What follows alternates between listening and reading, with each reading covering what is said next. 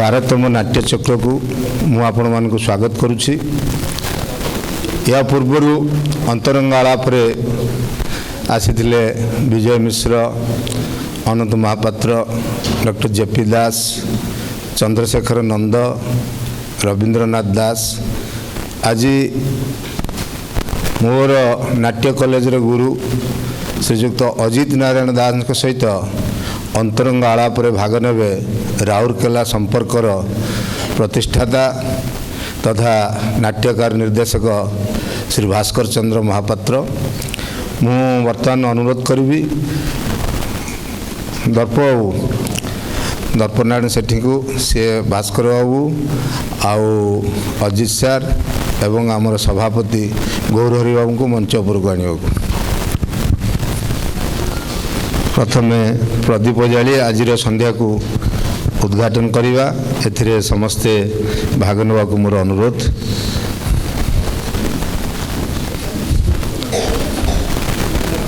सारे आसतु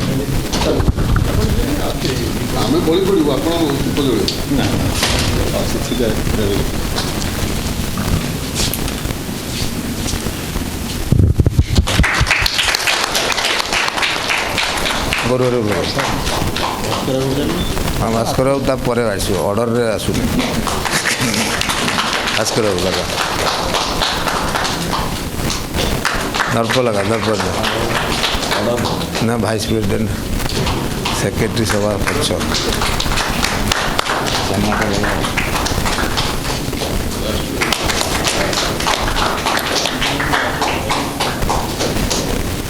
ये 2 मिनट ठिया हवा तापर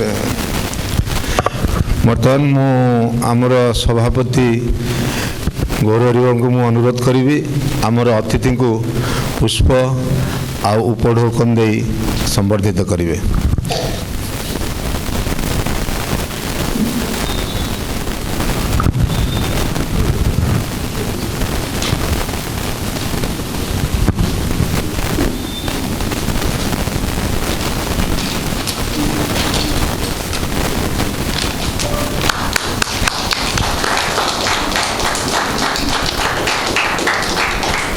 सेटा गौरहरि बाबू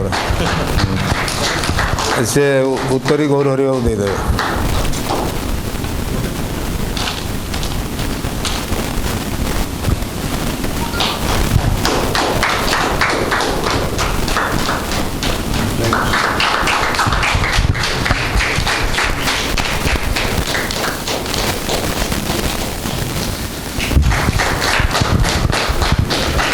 पर तो आम शुणा अजित सार पाखु भास्कर बाबू पाखु ता पूर्व मु आम सभापति कहि सी दीपद कहे। शुभ संध्या। जहाँ शताब्दी कलाकार नेपथ्य नायक श्रीयुक्त धीर बाबू कहले खूब निष्ठार सहित ये कार्यक्रम आम कर आसुचु। तार कारण थिला जे ओडिशार ये जो नाटक नाट्य निर्देशना ये संपर्क में भल डॉक्यूमेंटेशन नहीं। तेणु आम अजित बाबू भली जो मैंने सब विख्यात लोक पाखर जदि कथा गुड़िक अनुभूति शुणा ताले से गुड़िक आमर पार्ट ऑफ ओरल हिस्ट्री बा वाचनिक इतिहास अंश हम जहाँकि मेन स्ट्रीम हिस्ट्री गोटे अंश।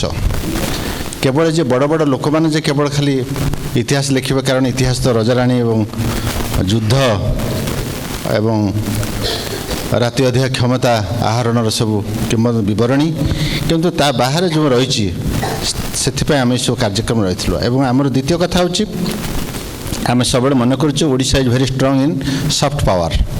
आमर नाच गीत आमर तारकसी आमर संबलपुरी शाढ़ी जेते सब कोमल अनुभव अच्छे जीवन व्यवस्थार एथिरे आम खूब धनी।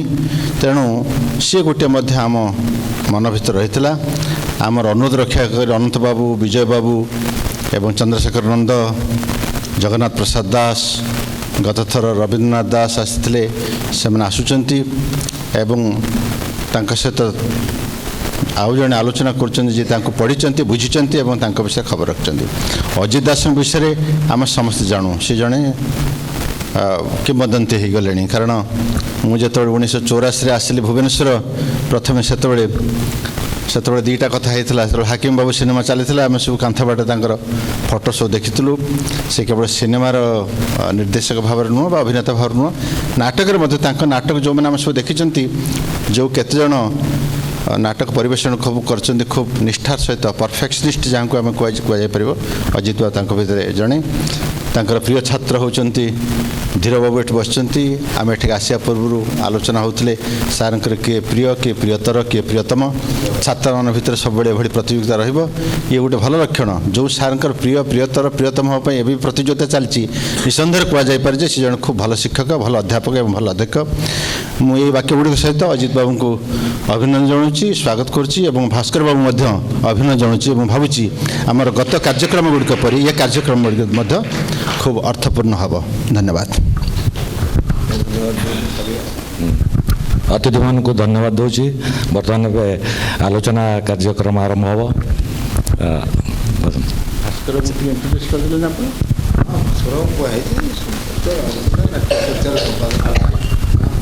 ଟିକେ ଭାସ୍କର ବାବୁ ସହିତ ଦୁଇଟି ବାକ୍ୟ ଅନ୍ତତଃ ଧୀର ବାବୁ କୁହନ୍ତୁ। ଭାସ୍କର ବାବୁ ଦୀର୍ଘ 40 ବର୍ଷ ଧରି ରାଉରକେଲାରେ ତାଙ୍କର ନାଟ୍ୟ ଜୀବନ ଆରମ୍ଭ କରିଛନ୍ତି। ବହୁ ନାଟକ, ସିଏ ଏକାଧାରେ ଜଣେ ନାଟ୍ୟକାର, ଅଭିନେତା, ନିର୍ଦ୍ଦେଶକ। ସେ ଜଣେ ଲୋକଙ୍କୁ ମୁଁ ବହୁତ ମାନେ, ସିଏ ହେଉଛନ୍ତି ମନୋଜ ମିତ୍ର। ସିଏ ହେଉଛନ୍ତି ନାଟ୍ୟକାର, ନିର୍ଦ୍ଦେଶକ, ଅଭିନେତା।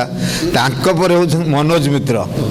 ମନୋଜ ମିତ୍ର ସିଏ ନିଶ୍ଚୟ ତାଙ୍କ ନାଟକରେ ହିରୋ ହେବେ। ଯେମିତି ଜଗନମୋହନ ଲାଲା, ସିଏ ହିରୋ ହେବେ, ସିଏ ନାଟକ ଲେଖିବେ, ମଞ୍ଚ ବି ତାଙ୍କର, ଆଉ ଡାଇରେକ୍ସନ୍ ତାଙ୍କର। ଇଏ ଠିକ୍ ସେଇଭଳିଆ ନାଟକ ଲେଖିବେ, ନିର୍ଦ୍ଦେଶନା ଦେବେ, ମୁଖ୍ୟ ରୋଲ୍ଟି କରିବେ। ତେଣୁ ଭାସ୍କର ବାବୁ ଖାଲି ରାଉରକେଲା ନୁହନ୍ତି, ତାଙ୍କର ସାରା ଓଡ଼ିଶାରେ ଜଣେ ନାଟ୍ୟକାର ଭାବରେ ବେଶ୍ ପରିଚିତ, ନାଟ୍ୟ ନିର୍ଦ୍ଦେଶକ, ଅଭିନେତା ଭାବରେ ବେଶ୍ ପରିଚିତ। ସବୁଠାରୁ କଷ୍ଟକର କାମ ହେଉଛି ନାଟ୍ୟ ଚର୍ଚ୍ଚା ନାମରେ ଯେଉଁ ଗୋଟେ ମ୍ୟାଗାଜିନ୍ ବାହାର କରୁଛନ୍ତି, ସେଇଟା ବଡ଼ କଷ୍ଟକର କାମ। ଯାହା ହଉ ସେଟାକୁ ସେ ବଞ୍ଚେଇ ରଖିଛନ୍ତି। ତେଣୁ ଆମେ ତାଙ୍କୁ ଅନୁରୋଧ କରିଥିଲୁ ଯେ ଏ କାର୍ଯ୍ୟଟି ସେ ପରିଚାଳନା କରିବେ, ତେଣୁ ଆମକୁ ଗୋଟେ ଦାୟିତ୍ୱ ଦିଆହେଇଛି। ତେଣୁ ମୋର ଆଶା ଭାସ୍କର ବାବୁ ସୁଚାରୁ ରୂପେ ତାକୁ ସମାପିତ କରିବେ। ନମସ୍କାର।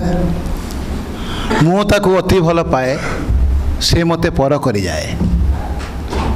ମୁଁ ତାକୁ ନୀତି ଡରୁଥାଏ, ସେ ମୋତେ କେତେ ଭଲ ପାଏ। ଆମେ ଆମ ଜୀବନକୁ ବହୁତ ଭଲ ପାଉଛୁ, କିନ୍ତୁ ଜୀବନ ପ୍ରତି ମୁହୂର୍ତ୍ତରେ ଆମଠୁ ଦୂରେଇ ଦୂରେଇ ଯାଉଛି।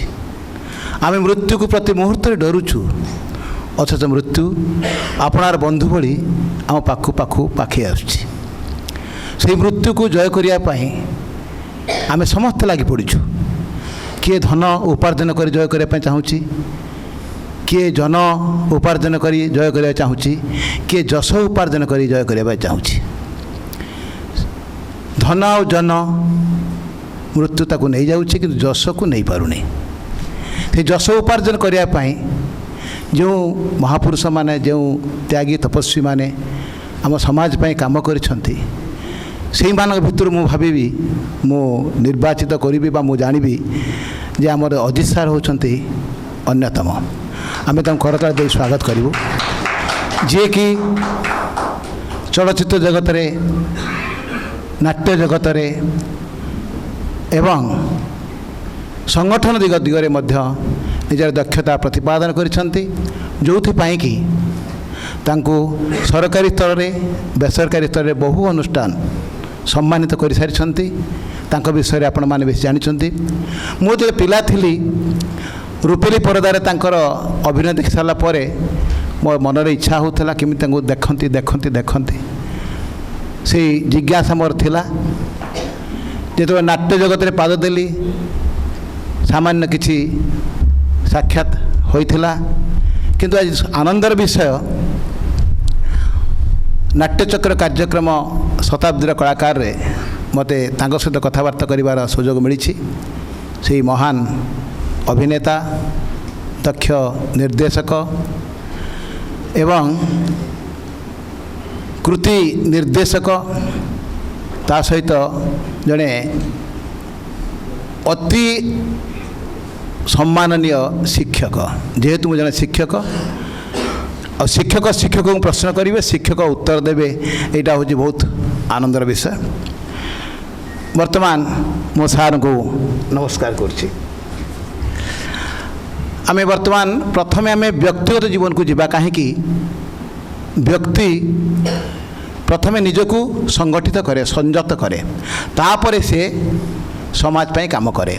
आम सार व्यक्तिगत भाव में निजको खूब संयत कर एवं सुदृढ़ कर से समाज आड़ को गति कर समाज रे तांकर दान आम धीरे धीरे धीरे जानिबा।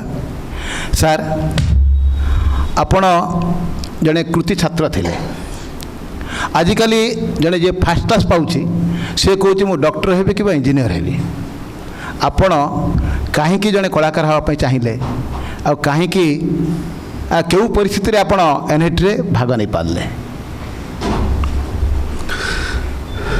प्रथम कथा तो मु कृति छात्र नथिली मु गोटे मीडियोकर स्टूडेंट कृति छात्र होते इंजीनियर होता कि डाक्तर होता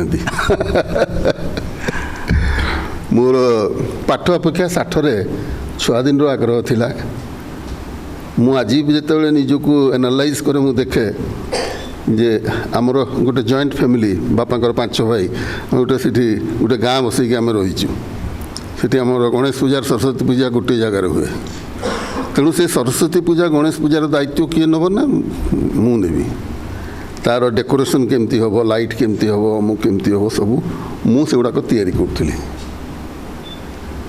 एवं ये जो नाटक को मु भल पाइबार पछरे मो फैमिली रे नाटक थिला मोर बड़ बापा स्वर्गत सुधीर चंद्र दास तांको समस्ते बाया बाबू बोली डाकती तांकर गोटे नाट्य दल थिला एवं आज को 50-60 वर्ष आहरी आगु से जो नाट्य दल तांकर थिला ताकू नहीं से माने तो आउ करंजियारू बा मयूरभंजरू कटक आसवा संभव होनुला से मयूरभंज आखपाख एरिया रे केउझर मयूरभंज एमतीका विभिन्न जगार सी नाटक करुले एवं तांकर गोटे बड़ हॉलटे थिला आमे सब नाटुआ जमी गोटे हॉल करने पसंद करूँ सी भी गोटे हॉल करथिले तांकर रिहर्सल होता आउ गोटे स्टोर रूम थिला जो एत उच्चर सब टीण बाक्स से रोला ता भितर से मोस्टली हिस्टोरिकल माइथोलॉजिकल प्लेस होता काल्पनिक किसी काल्पनिक नाटक होता तेणु सब hand properties stage properties head gears खंडा तरबारी एगुड़ा सब से टीण बाक्स भितर भरिक रोला एवं जिते रिहर्सल न थाए मझे मझे रिहर्सल बंद भी हो जाए दीपर समस्त शुई पड़े मुझे घर भितर पशे और तो स्टूल पकईकि से टीण बाक्स भितर को ओह्ल जाए जाकि से रजार मुकुटटा पिंधे से तेणु मो अजाणत ये कलापाई मोर गोटे आग्रह छुआ दिन रू थिला एवं जो स्कूल रे पहुँचली मु स्कूल नाटक रे भाग नेली कॉलेज रे पहुँचली कॉलेज नाटक रे भाग नेली एवं जो ग्रेजुएशन परीक्षा दे थाए से समय नेशनल स्कूल ऑफ ड्रामा रू विजय महांती आसी था से सी भी विराट लोक गोटे एत बाल रखिकी झापुस झुपुस होगी आसिक पहुँचले सांग जड़े था से सी कहले ये मयूरभंज सी भी मयूरभंज चिन्हा करदेली ये अजित बाबू ये नाटक हाँ बढ़िया चेहरा रखछ हो आउ एनएसडी को आसन मुझे सहीटा कौन आम तो जंगल भितर अच्छु ना तेणु सी मत सब बतैले एमती बोले किमती जीव ना पेपर सब पढ़ुव पेपर आसपा एप्लाय कर एप्लाय कली आउ एप्लाय करके जाकि सिलेक्ट हेली एनएसडी को गली से 25-30 जन पिला नौले ता भर 10 जन को स्कॉलरशिप दौले तो से 10 जन भितर मु भी सिलेक्ट हेली मुझे 3 वर्ष पाठ पढ़ली एक्टिंग रे पास करी ओडिशा फेरली। एनएटी जो मैंने पाठ पढ़ुं पास आउट होती से माने समस्ते प्राय फिल्म रे किंबा धारावाहिक रे निज को संयोजित कर अर्थ उपार्जन उपाय से पाखे बहुत अच्छी आगुरी थिला एबे भी अच्छी किंतु आपण कहीं एनएटी से सब अर्थ उपार्जन मोह को छाड़ी आपण ओडिशा को फेरी आसिले ମାନେ ଆପଣ କହୁଛନ୍ତି ବଲିଉଡ଼ରେ ଯାଇକରି କାହିଁକି ମୁଁ ହଁ ବଲିଉଡ଼ରେ କିମ୍ବା ଧାରାବାହିକରେ କାମ କରିଥିଲେ କିଛି ପଇସା ବହୁତ ପଇସା ପାଇଥାନ୍ତେ ବହୁତ ସୁନାମ ମୋର ମୂଳରୁ ଗୋଟେ ମନରେ କେମିତି ଭାବ ଯେ ଘୋଡ଼ା ଦୌଡ଼ର ଶେଷ ଘୋଡ଼ା ହେବା ଅପେକ୍ଷା ପ୍ରଥମ ଘୋଡ଼ା ହେବାର ସବୁବେଳେ ଆନନ୍ଦ ଅଛି। ମୁଁ ଯଦି ବମ୍ବେକୁ ଯାଇଥାନ୍ତି ସେ ତ ଭାଷାଗତ ପ୍ରୋବ୍ଲେମ୍ ଗୋଟେ ଆକ୍ସେଣ୍ଟ ଲାଙ୍ଗୁଏଜ୍ ସେଠି ହୁଏତ ମୁଁ ଆଗ ଧାଡ଼ିର କଳାକାର ହେଇପାରିବିନି ବା ହେଇପାରିନଥାନ୍ତି କିନ୍ତୁ ମୁଁ ଓଡ଼ିଶାକୁ ଫେରି ଆସିଲି। ଏଠି ସେତେବେଳେ ଫିଲ୍ମ ଇଣ୍ଡଷ୍ଟ୍ରି ଆରମ୍ଭ ହେବା ପାଇଁ ଯାଉଥିଲା 70 ମସିହାରେ ଏବଂ ମୁଁ ସେଥିରେ କାମ କରିବା ଆରମ୍ଭ କଲି ଏବଂ ମୁଁ ଯେଉଁ ଚିନ୍ତା କରିଥିଲି ସେଇ ଚିନ୍ତାଟା ଏଠି ସକ୍ସେସଫୁଲ୍ ହେଲା ଏବଂ ଏଠିକି ଆସିବାର କାରଣ ଫିଲ୍ମ ବୋଲି ନୁହଁ। ମୁଁ ସେଠି ଯେତେବେଳେ ଫାଇନାଲ୍ ଇୟର୍ ପରୀକ୍ଷା ଦେଉଥିଲି ସେତେବେଳେ ଏକାଡେମୀର ସେକ୍ରେଟାରୀ ଥିଲେ ମନୋରଞ୍ଜନ ବାବୁ। ସିଏ ମୋତେ କହିଲେ ତୁମେ ସବୁ ପାସ୍ କରିକିରି ବମ୍ବେ ଫମ୍ବେ ପଳେଇ ଯିବନି, ଓଡ଼ିଶାରେ ଗୋଟେ ନାଟକ ଅନୁଷ୍ଠାନ କ'ଣ କଲେଜ ତିଆରି କରିବା, ତୁମେ ଆସିକି ସେଠି ଜଏନ୍ କରିବ ସବୁ। ମୁଁ କହିଲି ଆଜ୍ଞା ଆସିବି। ତାପରେ ସିଏ ମୋତେ ପଠାଇ ଦେଇଥିଲେ ଯେଉଁ ଆଡ଼ଭର୍ଟାଇଜମେଣ୍ଟ ବାହାରିଥିଲା, ମୁଁ ଆପ୍ଲାଏ ବି କରିଥିଲି। ମୁଁ ଆସିକିରି ଇଣ୍ଟରଭ୍ୟୁ ଦେଇଥିଲି। ଇଣ୍ଟରଭ୍ୟୁରେ ବିଜୟ ବାବୁ ମୁଁ ଆମେ ଦୁଇ ଯାକ ଇଣ୍ଟରଭ୍ୟୁ ଦେଲୁ, ଦୁଇ ଯାକ ସିଲେକ୍ଟ ହେଲୁ ଏବଂ ଆମେ ଡ୍ରାମା ଡିପାର୍ଟମେଣ୍ଟ ଆରମ୍ଭ କଲୁ। ତେଣୁ ପିଲାଙ୍କୁ ପଢ଼ାଇବା ପାଇଁ ସେତେବେଳେ ଆମକୁ ବ୍ଲାକବୋର୍ଡ଼ ଗୋଟେ ଦିଆଯାଇଥିଲା, କିଛି ଚକ୍ ଦିଆଯାଇଥିଲା, ଟେବୁଲ୍ ଚେୟାର। କିନ୍ତୁ ଆମେ ଯେଉଁ ପାଠ ପଢ଼ିକି ଆସିଲୁ ନାଟକ ସେଇଆ ନୁହଁ। ବ୍ଲାକବୋର୍ଡ଼ ଆଉ ଚକ୍ ହେଉଛି ସେକେଣ୍ଡାରୀ। ତା ପୂର୍ବରୁ ନାଟକ ପାଇଁ ଯାହା ପରିବେଶ ଦରକାର ସେଇଟା ପ୍ରାଇମେରୀ, ସେଇଟା କିଛି ନଥିଲା। ସୋ ଆମେ ତାକୁ ଧୀରେ ଧୀରେ ତିଆରି କଲୁ। ତିଆରି କରୁ କରୁ ମୁଁ ପାଠ ପଢ଼ାଇବାର ଆନନ୍ଦଟାକ ବୋଧହୁଏ ଆକ୍ଟିଂ କରିକିରି ବା ଫିଲ୍ମରେ ଆକ୍ଟିଂ କରିବି ଅମୁକ କରିବି ଠୁ ମୋତେ ବେଶୀ ଖୁସି ଲାଗିଲା ଯେତେବେଳେ ମୋ ଛୁଆମାନେ ମୋ ପାଖରେ ଆସିକି ଘେରିକି ରହିଲେ। ସେ ଆନନ୍ଦ ମୋ ପାଇଁ ଅଧିକ ହୋଇଗଲା। ଟିକେ ଆଗରୁ ଆମେ ଆଲୋଚନା କରୁଥିଲୁ ଆପଣଙ୍କର ପ୍ରିୟ ଛାତ୍ର କିଏ, କିଏ ଅତି ପ୍ରିୟତର, କିଏ ପ୍ରିୟତମ ହେବ। ଆପଣଙ୍କର ଅନେକ ଛାତ୍ର, ଶିକ୍ଷକ ସେତେବେଳେ ନିଜକୁ ଧନ୍ୟ ମନେ କରେ ଯେତେବେଳେ ନିଜର ଛାତ୍ରମାନେ ଜାତି ପାଇଁ ଦେଶ ପାଇଁ କିଛି କାମ କରନ୍ତି। ଆପଣଙ୍କ ଅନେକ ଛାତ୍ର ଆଗରେ ବସିଛନ୍ତି, ଅନେକ ଛାତ୍ର ଏଠି ଅଛନ୍ତି। ଆମର ସୁବୋଧ ଅଛନ୍ତି, ଅନ୍ତର୍ଯାମୀ ପଣ୍ଡା ବି ଅଛନ୍ତି, ଆମର ଧୀର ଭାଇ ବି ଅଛନ୍ତି। ଏମାନେ ସମସ୍ତେ ବର୍ତ୍ତମାନ ଜାତୀୟ ଆନ୍ତର୍ଜାତୀୟ କ୍ଷେତ୍ରରେ ନିଜକୁ ସୁନାମ କରିସାରିଛନ୍ତି। ଆଜି ପାଠ ପଢ଼ାଇଲା ବେଳେ କିଛି ଆପଣ ଅସୁବିଧା ଫିଲ୍ କରୁଥିଲେ କି? କ'ଣ କ'ଣ ଅନୁଭୂତି ଥିଲା? କିଭଳି ପାଠ ପଢ଼ାଉଥିଲେ, ସେମାନେ କିଭଳି ଗ୍ରହଣ କରୁଥିଲେ, ସେ ବିଷୟରେ ଟିକେ ଆମକୁ କୁହନ୍ତୁ। ନାଇଁ, ମୁଁ ଯେତେବେଳେ ଏଠି ଆସିକରି ନାଟକ ପଢ଼ାଇବା ଆରମ୍ଭ କଲି ଏଠି ତ କେହି କିଛି ସେ ବିଷୟରେ ଜାଣିନଥିଲେ। ଆଚ୍ଛା ଆଚ୍ଛା। ତେଣୁ ଆମେ ତାଙ୍କୁ ପ୍ରଥମ ମୂଳ ମନ୍ତ୍ର ଦେବା ଆରମ୍ଭ କଲୁ ଏବଂ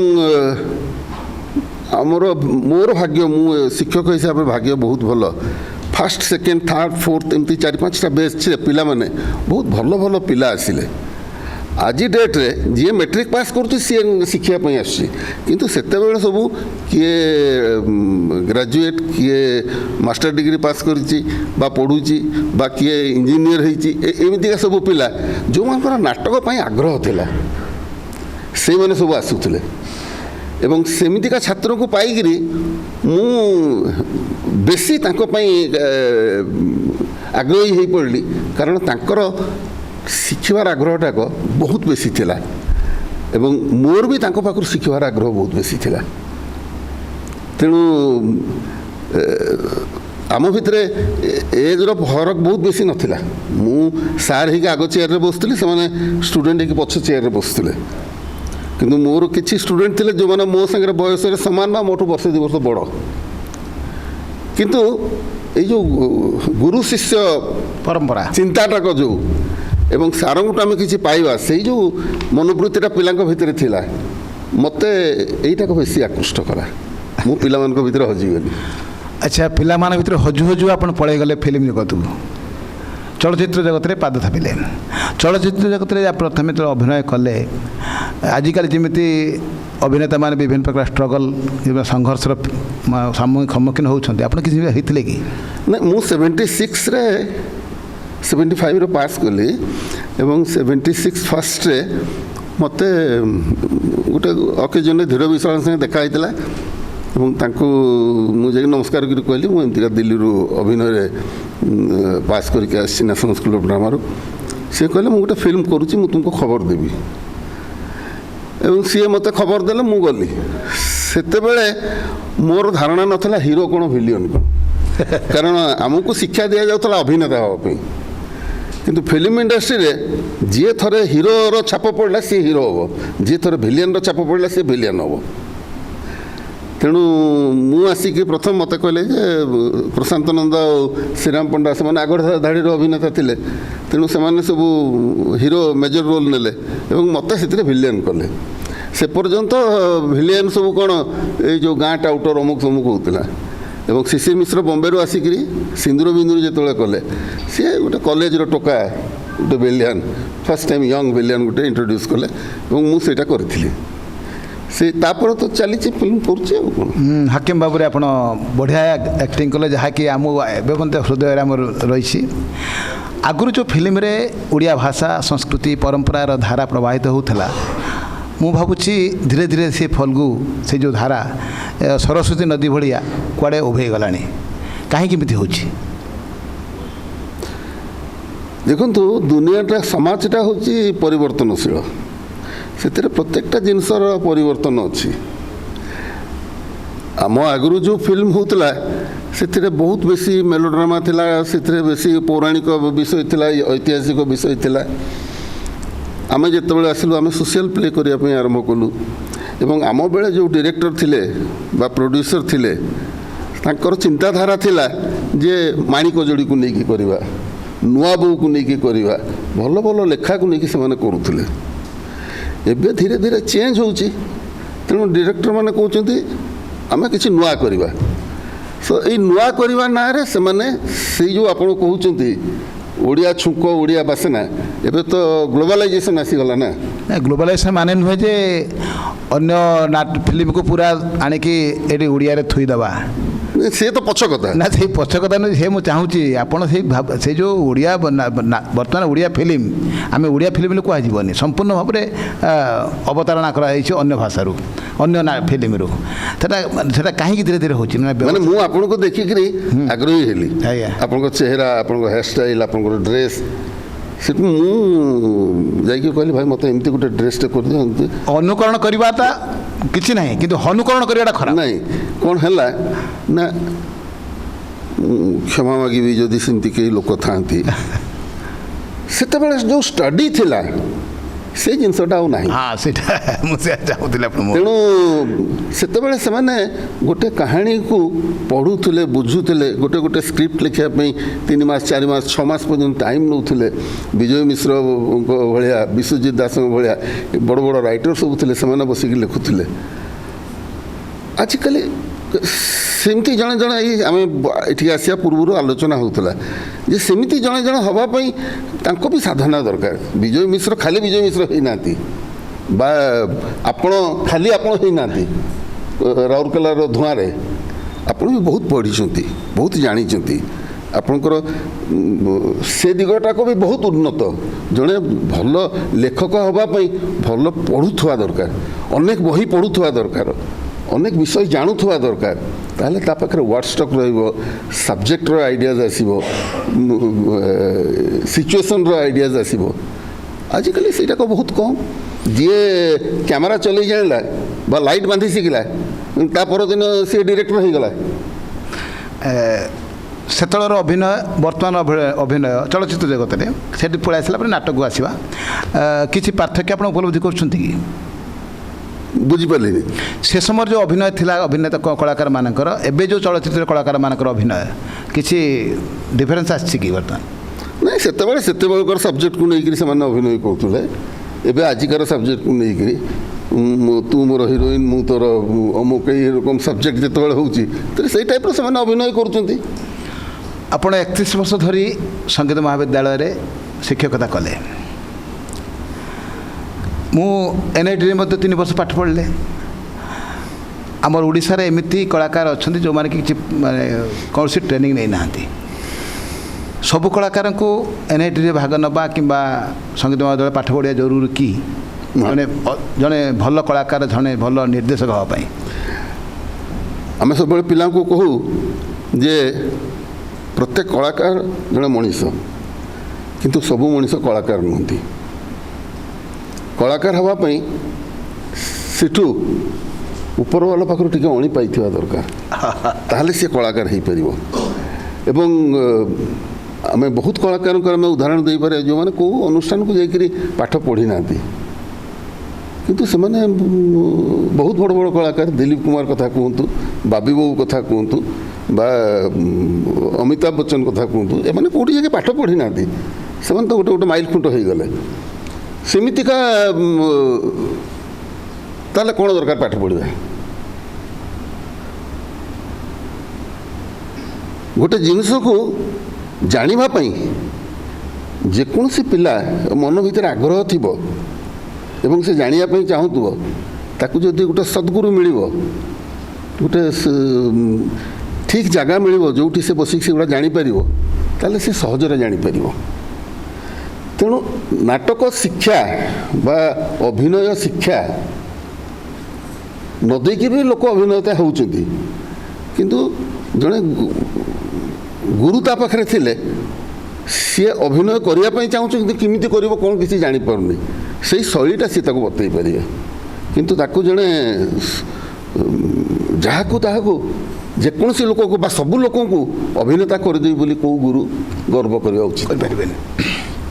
ଆପଣ NIT ଆସିଲା ପରେ ସଙ୍ଗୀତ ମହାବିଦ୍ୟାଳୟରେ ଶିକ୍ଷକତା କଲେ। ଆପଣ ପ୍ରଥମେ ଚଳଚ୍ଚିତ୍ରରେ ଭାଗ ନେଲେ ନା ପ୍ରଥମେ ନାଟକରେ ଅଭିନୟ କଲେ? ପ୍ରଥମ ଚଳଚ୍ଚିତ୍ରରେ କାମ କରୁଥିଲି। ଚଳଚ୍ଚିତ୍ରରୁ ନାଟକକୁ ଆସିଲେ। ଆପଣଙ୍କର ନାଟକକୁ ଆସିଲା ପରେ ମୁଁ ଜାଣିବାକୁ ଚାହୁଁଛି ଜଣେ ସଫଳ ନିର୍ଦ୍ଦେଶକ ହେବା ପାଇଁ କ'ଣ କ'ଣ ଆବଶ୍ୟକତା, ତା ପାଖରେ କ'ଣ କେଉଁ କେଉଁ ଗୁଣ ରହିବା ଆବଶ୍ୟକତା ରହିଛି ସଫଳ ନିର୍ଦ୍ଦେଶକ ଜଣେ? ସେମିତିକା ଗୋଟେ କିଛି କେଉଁଠି ଲେଖା ହେଇନି ଯେ ମୁଁ ଆପଣଙ୍କୁ ସେଟା ପଢ଼ିକି କହିଦେବି ଯେ ଏୟା ହେଲେ ଜଣେ। ତଥାପି ସମସ୍ତଙ୍କର ନିର୍ଦ୍ଦେଶକର ନିଜର ଗୋଟେ ଷ୍ଟାଇଲ୍ ଅଛି, approach to subject, script, production, ସବୁ ଡିରେକ୍ଟରଙ୍କର ଅଲଗା ଅଲଗା। ତେଣୁ ଆପଣ ଜଣେ ବି ଡିରେକ୍ଟର, ମୁଁ ବି ଜଣେ ଡିରେକ୍ଟର, ସୁବୋଧ ବସିଛି ସିଏ ବି ଜଣେ ଡିରେକ୍ଟର, ଧୀର ବସିଛି ସିଏ ବି ଜଣେ, ଲାଲା ବସିଛି ସିଏ ଜଣେ ଡିରେକ୍ଟର। ସମସ୍ତଙ୍କର ସବଜେକ୍ଟକୁ ଆପ୍ରୋଚ୍ କରିବାର ଶୈଳୀ ଅଲଗା ଅଲଗା। ତେଣୁ ନଟ୍ ନେସେସରିଲି ଯେ ଏମିତି କଲେ ଜଣେ ଭଲ ଡାଇରେକ୍ଟର। ତଥାପି ପଚାରିବେ ଆପଣ କେମିତି କରନ୍ତି, ତାହେଲେ ମୁଁ ମୋ ବିଷୟରେ ତଥାପି ମୁଁ ଚାହୁଁଛି କମନ୍ କିଛି ଜିନିଷ ରହିବା କଥା। ଆଜିକାଲି ଯିଏ ଚାହୁଁଛି ଦୁଇଟା ନାଟକ କଲା ପରେ ଡିରେକ୍ଟର ହେଇଯାଉଛି। ମୁଁ ଚାହୁଁଛି କେତେ କ'ଣ ଜିନିଷ ରହିଲେ ଏଟଲିଷ୍ଟ ମନେକର ନାଚ ବିଷୟରେ ଜ୍ଞାନ ରହିବା ଉଚିତ, ସଙ୍ଗୀତ ବିଷୟରେ ଜ୍ଞାନ ରହିବା ଉଚିତ, ମଡୁଲେସନ୍ କରିପାରିଥିବା ଉଚିତ। ଜଣେ ଯେ ମଡୁଲେସନ୍ ନିଜେ ନିଜେ କରିପାରନ୍ତି ଅଥଚ ନିର୍ଦ୍ଦେଶକ ହେଇଯାଆନ୍ତି। କ'ଣ ଦରକାର ସେଟାକୁ ଆପଣ ନିହାତି ଆପଣ ପାଠ ପଢ଼ୁଛନ୍ତି ଜାଣିଥିବେ ନା। ସେଇଠି ମୁଁ ମୋ କଥା କହିବି। ଆଜ୍ଞା, ମୁଁ ଯେହେତୁ ଟ୍ରେଣ୍ଡ ହେଇକି ଆସିଥିଲି, ମୋ ନାଟକରେ ମୁଁ ନିଜେ ସେଟ୍ ଡିଜାଇନ୍ କରେ। ଆଚ୍ଛା, ଇଭିନ୍ ଅସୀମ ବସୁ ମୋ ସେଟ୍ ଡିଜାଇନ୍କୁ ଗ୍ରହଣ କରୁଥିଲେ। ମୁଁ ମୋ ନାଟକରେ ମ୍ୟୁଜିକ୍ ନିଜେ କରୁଥିଲି, ମୁଁ ମୋ ନାଟକରେ କଷ୍ଟ୍ୟୁମ୍ ଡିଜାଇନ୍ କରୁଥିଲି, ନାଟକରେ ଲାଇଟ୍ ଡିଜାଇନ୍ କରୁଥିଲି। ଏବଂ ଯେହେତୁ ମୁଁ ଏଗୁଡ଼ା ସବୁ ଶିଖିକି ଆସିଥିଲି, ତାକୁ ଆସିକି ଏଠି ପ୍ରୟୋଗ କରିପାରେ, ଯାହାଫଳରେ କି ଆପଣ ନାଟକ ଗୁଡ଼ିକ ସଫଳ ହେଉଛି। ନାଇଁ, ମୁଁ ସବୁ ଜିନିଷକୁ ମୋ କଣ୍ଟ୍ରୋଲରେ ରଖିପାରିଲି। ମୁଁ ଯାହା ଚାହୁଁଛି ମୋତେ ସେଇଆ ଦରକାର ବୋଲି ମୁଁ କହିପାରୁଥିଲି। ବଟ୍ ବହୁତ ଡିରେକ୍ଟର ଅଛନ୍ତି, ଅସୀମ ଦାଦାଙ୍କ ପାଖକୁ ସେ ଚାଲିଗଲେଣି, ସିଏ ମୋତେ କହନ୍ତି ଯେ ରିହର୍ସାଲ୍ ତାଙ୍କର ଆରମ୍ଭ ହୋଇଗଲା, ଆଉ 10 ଦିନ ଖଣ୍ଡେ ପ୍ଲେ ଅଛି, ମୋତେ କି 15 ଦିନ ପ୍ଲେ ଅଛି, ମୋତେ ଡାକି ପଠେଇଲେ, ଆଉ ଦାଦା ଆମର ଗୋଟେ ସେଟ୍ କରିଦିଅନ୍ତୁ। କେଉଁ ପ୍ଲେ କରୁଛ?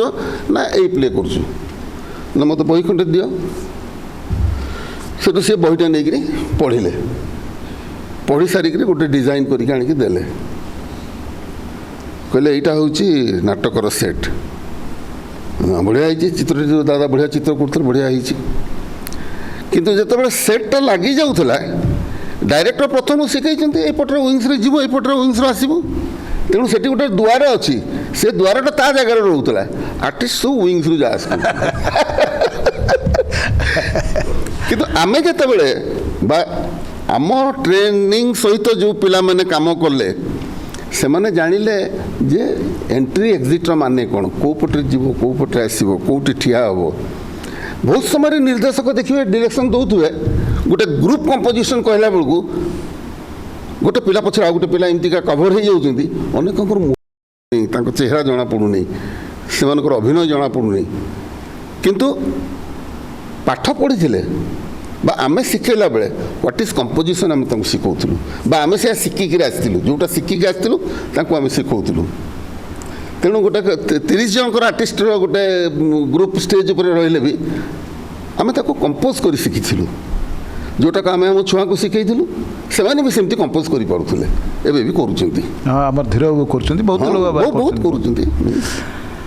ଆପଣଙ୍କର 52ତମ ଜନ୍ମଦିନରେ ଆପଣଙ୍କର ପ୍ରିୟ ଷ୍ଟୁଡେଣ୍ଟ ମାନେ ଏକତ୍ରିତ ହୋଇ ଅଜିତ ନାମରେ ଜଣେ ନାଟ୍ୟ ଅନୁଷ୍ଠାନ ଗୋଟେ ଗଠନ କରିଛନ୍ତି, ଯାହାକି 20 ବର୍ଷ ଧରି ବହୁତ ନାଟକ ଅବିସ୍ମରଣୀୟ ନାଟକ କରୁଛନ୍ତି, ମଞ୍ଚସ୍ଥ ହେଉଛି।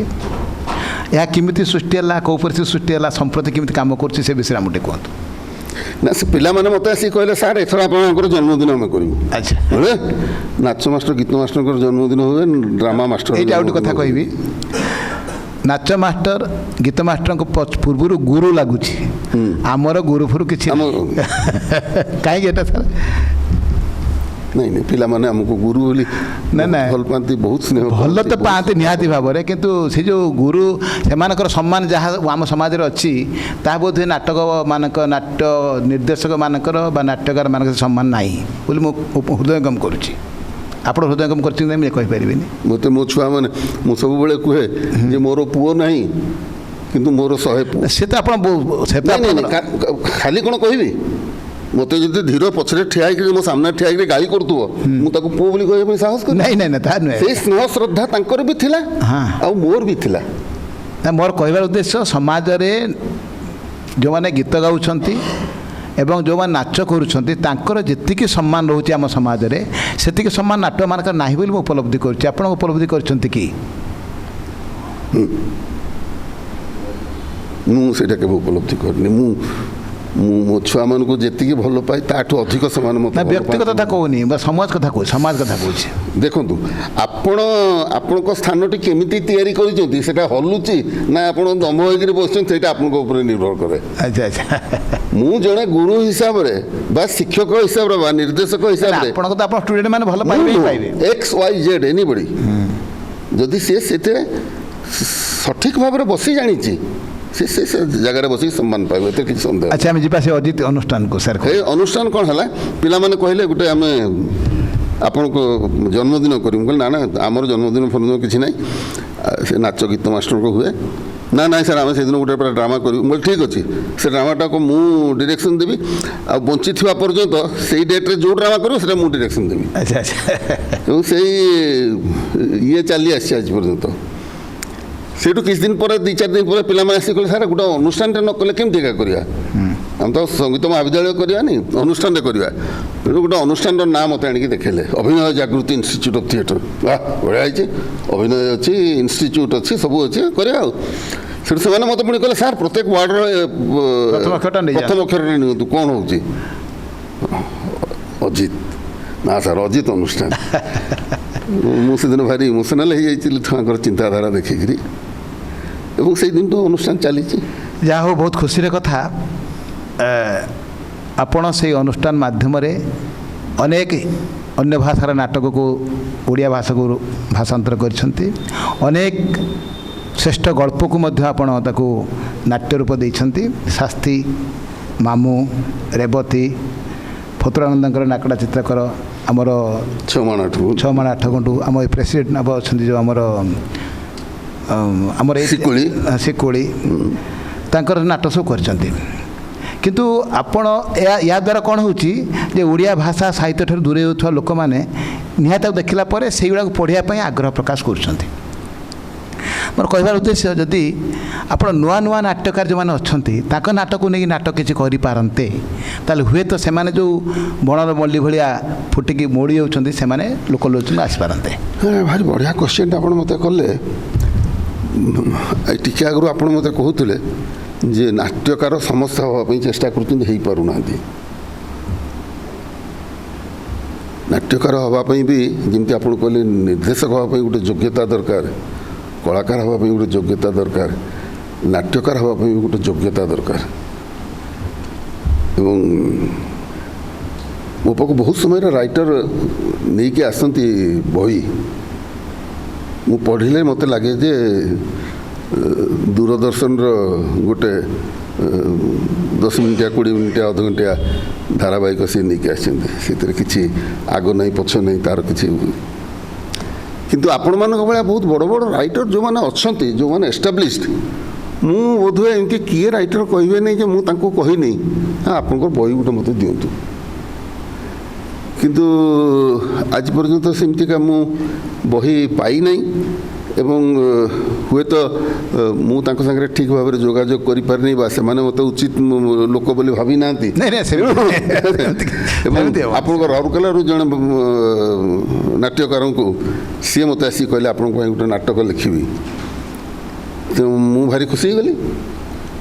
ସେଠୁ ସେ ଗୋଟେ ନାଟକ ଲେଖିଦେଲେ। ମୁଁ ଦେଖିଲି ସେ ନାଟକ ହେଇପାରିବନି। ମୁଁ କହିଲି ତ ହେଇପାରିବନି କୌଣସି ରକମ ନା, ଆପଣ ତାକୁ କେମିତି ହେଲେ କରନ୍ତୁ। ସେଠୁ ମୁଁ ଆଉ ମୋର ଷ୍ଟୁଡେଣ୍ଟ ହେଉଛି ସୁକେଶ ପଣ୍ଡା, ସେ ଭଲ ଲେଖାଲେଖି କରେ। ଆମେ 2 ଜଣ ବସିକି ସେ ନାଟକଟାକୁ ଆଉ ଥରେ ରିରାଇଟ୍ କଲୁ ଏବଂ ଗୋଟେ ରାଇଟରକୁ ଏଷ୍ଟାବ୍ଲିଶ୍ କରିବା ପାଇଁ ତାହେଲେ ଆମେ ସେ ବହିଟା ଦେଲୁ। କିନ୍ତୁ ମଞ୍ଚ ଦିନ ସେ ଯେଉଁଦିନ ହେବ ତାଙ୍କୁ ମୁଁ ଡାକିକି ଷ୍ଟେଜ୍ରେ ଇଣ୍ଟ୍ରୋଡ୍ୟୁସ୍ କଲି। ସିଏ ଯେଉଁଭଳି ବ୍ୟବହାର କଲେ, ମୁଁ କହିଲି ନାଇଁ ନାଇଁ, ଉଚିତ ଲୋକଙ୍କୁ ଉଚିତ ସ୍ଥାନ ଦେବା। ନିଶ୍ଚିତ ଭାବରେ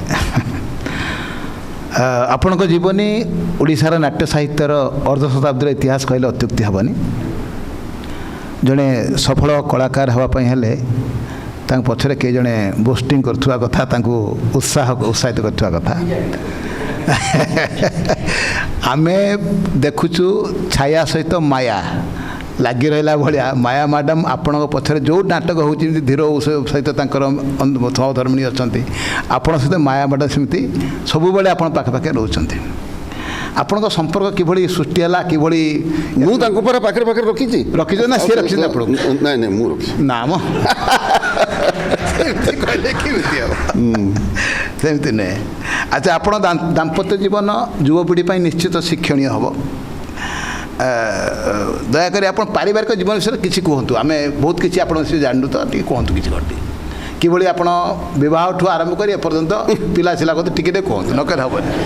ସେ ଗୋଟେ ସମୟ ଥାଏ, ସେ ପ୍ରେମ ଗପ କହିବା ପାଇଁ ଭଲ ଲାଗେ। ନାଇଁ, ଏବେ ବି କୁହନ୍ତୁ। ଥରେ ବୁଢ଼ାବେଳେ ପୁଅ ଝିଅ ନାତି ନାତୁଣୀ ସବୁ ବଡ଼ ହେଇଯାଆନ୍ତି, ସେଠି ଆଉ ପ୍ରେମ ଗପ କହିବା ଯାହୁଁ ବୁଢ଼ା ବୁଢ଼ୀ ତାହୁଁ ଭିଡ଼ାଭିଡ଼ି ତ କହିବିନି, ଯୋଡ଼ାଯୋଡ଼ି ହୁଅନ୍ତି। ଯେତେ ବୟସ ବଢ଼ି ବଢ଼ି ଯାଏ, ସ୍ୱାମୀ ସ୍ତ୍ରୀ ଯଦି ବଞ୍ଚି ରହିଥାଏ ସୁସ୍ଥ ହୋଇ, ପ୍ରେମଟା ବଢ଼ି ବଢ଼ିଯାଏ। ଶାରୀରିକ କଥା କହୁନି, ମାନସିକ। ତେଣୁ ବର୍ତ୍ତମାନ ମୁଁ ଦେଖୁଛି ଆପଣ 2 ଜଣଙ୍କ ପ୍ରେମ ବହୁତ ଦୃଢ଼ ଅଛି। ସେଟା ପ୍ରେମ ନା ବୁଝାମଣା? ବୁଝାମଣା, ପ୍ରେମ।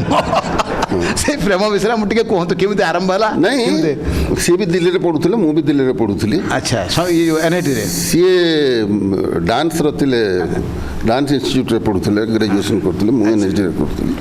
ଚିହ୍ନା ପରିଚୟ ହେଲା ପରେ ଆମେ 2 ଜଣ ଚିନ୍ତା କଲେ ଆମେ ବାହା ହେବା ବୋଲି। ସେଠୁ ତାଙ୍କ ଘରକୁ ସିଏ ଖବର ପଠେଇଲେ, ମୋ ଘରକୁ ମୁଁ ଖବର ପଠେଇଲି। ଆମ ଘରବାଲା କଥାବାର୍ତ୍ତା ହେଲେ। ମୁଁ ଏଠୁ ବରଯାତ୍ରୀ ନେଇକରି ଗଲି, ବାହା ହେଇକି ନେଇକି ଆସିଲି। ଆଉ କ'ଣ? ଏବେ ତ ବହୁତ ସୁନ୍ଦର ଭାବରେ ଅଛନ୍ତି। ଆମର ଝିଅ? ମୋର 3 ଝିଅ। ଆଚ୍ଛା। 3 ଝିଅ ଯାକ ବାହା ହେଇଗଲେଣି। ମୋ ସାନ ଝିଅର ତ ଅଭିନୟ ଆପଣ ଦେଖିଥିବେ, ସେ ମୋ ସାଙ୍ଗେ ପ୍ରାୟ 10 ବର୍ଷ ନାଟକ କଲା। ବାହା ହେଇଗଲା ପରେ ସିଏ ପଳେଇଗଲା ତା ଶ୍ୱଶୁର ଘରକୁ। ତେଣୁ ଏ ଲାଗା ଆଉ ଝିଅମାନେ ମୋ ସାଙ୍ଗରେ ନାହାନ୍ତି। ଆମେ 2 ଜଣ ଅନୁଷ୍ଠାନକୁ ବଞ୍ଚେଇ ରଖିବା ପାଇଁ ଚେଷ୍ଟା ଚଲେଇଛୁ। ବହୁତ କଷ୍ଟ କରିବା ପାଇଁ ପଡ଼ୁଛି। ଆପଣ ଯେତେବେଳେ ଅନୁଷ୍ଠାନ କରୁଛନ୍ତି ଆପଣ ବି ଜାଣିଥିବେ, ଯିଏ ଅନୁଷ୍ଠାନ କରିଛି ସିଏ ଜାଣିଛି, ଅନୁଷ୍ଠାନ ଗୋଟେ ତିଆରି କରିବା ସହଜ, ତାକୁ ବଞ୍ଚେଇକରି ବଡ଼ କରିବା ଭାରି କଷ୍ଟ। ସେଇ ଅନୁଷ୍ଠାନରୁ ଜଣାପଡ଼ିଲା ଆମର ଓଡ଼ିଶାରେ ପ୍ରାୟ ବହୁତ ସୌଖିନ ନାଟ୍ୟାନୁଷ୍ଠାନ ଅଛି। ସେମାନେ ବହୁତ ସମସ୍ୟାର ସମ୍ମୁଖୀନ ହୋଇ ନାଟ୍ୟ ଅନୁଷ୍ଠାନ ବଞ୍ଚେଇ ରଖିଛନ୍ତି। 142ଟି ଅନୁଷ୍ଠାନକୁ ନେଇ ଏବେ ନାଟ୍ୟ ସଂଘ, ଓଡ଼ିଶା ନାଟ୍ୟ ସଂଘ ତିଆରି ହୋଇଛି। ଏବେ ନୁହେଁ, ବହୁତ ଆମର ଧୀର ବାବୁଙ୍କର ପ୍ରଚେଷ୍ଟାରେ ତିଆରି ହୋଇଛି। ଏବେ ତାହା କାର୍ଯ୍ୟ ଚାଲୁଛି। ଆପଣ ମଧ୍ୟ ତା ଭିତରେ ଅଛନ୍ତି। ସେ ନାଟ୍ୟଧାରା କ'ଣ କରିବା, ନା ଯେଉଁ ନାଟ୍ୟ ସଂଘ କ'ଣ କରିବା କଲେ ଆମ ଓଡ଼ିଆ ନାଟକ ଆଉ ଟିକେ ପାଦେ ଆଗେଇ ପାରିବ, ସେ ବିଷୟରେ ଟିକେ ସଜେସନ୍ ଦେବେ ଆପଣ। ସେଥିରେ ସବୁ ଚିନ୍ତାଶୀଳ ଲୋକମାନେ ଅଛନ୍ତି, ସେମାନେ ନାଟ୍ୟଧାରାକୁ ଚିନ୍ତାଶୀଳ ଆପଣ ଆଗଉଛନ୍ତି। ଆପଣ ଦ୍ରୋଣାଚାର୍ଯ୍ୟ, ମୁଁ ସେଥିରେ ନାହିଁ। ଆଉ ଆପଣ ନଥିଲେ ମଧ୍ୟ ଆପଣ ଛାଇଟା ତା ଭିତରେ ଅଛି। ଦ୍ରୋଣାଚାର୍ଯ୍ୟ ପାଣ୍ଡବମାନଙ୍କ ଭିତରେ ନଥିଲେ, କିନ୍ତୁ ପାଣ୍ଡବଙ୍କ ଉପରେ ତାଙ୍କର ଆଶୀର୍ବାଦ ସବୁବେଳେ ଥିଲା। ତେଣୁ ଆପଣ ଦୟାକରି କୁହନ୍ତୁ କ'ଣ କଲେ ସେଇଟାକୁ ଆଗେଇ ପାରିବ ଓଡ଼ିଶା ନାଟ୍ୟ ସଂଘ। ଶୁଣନ୍ତୁ, ଆପଣ ଯେତେବେଳେ ମୋତେ ଗୋଟେ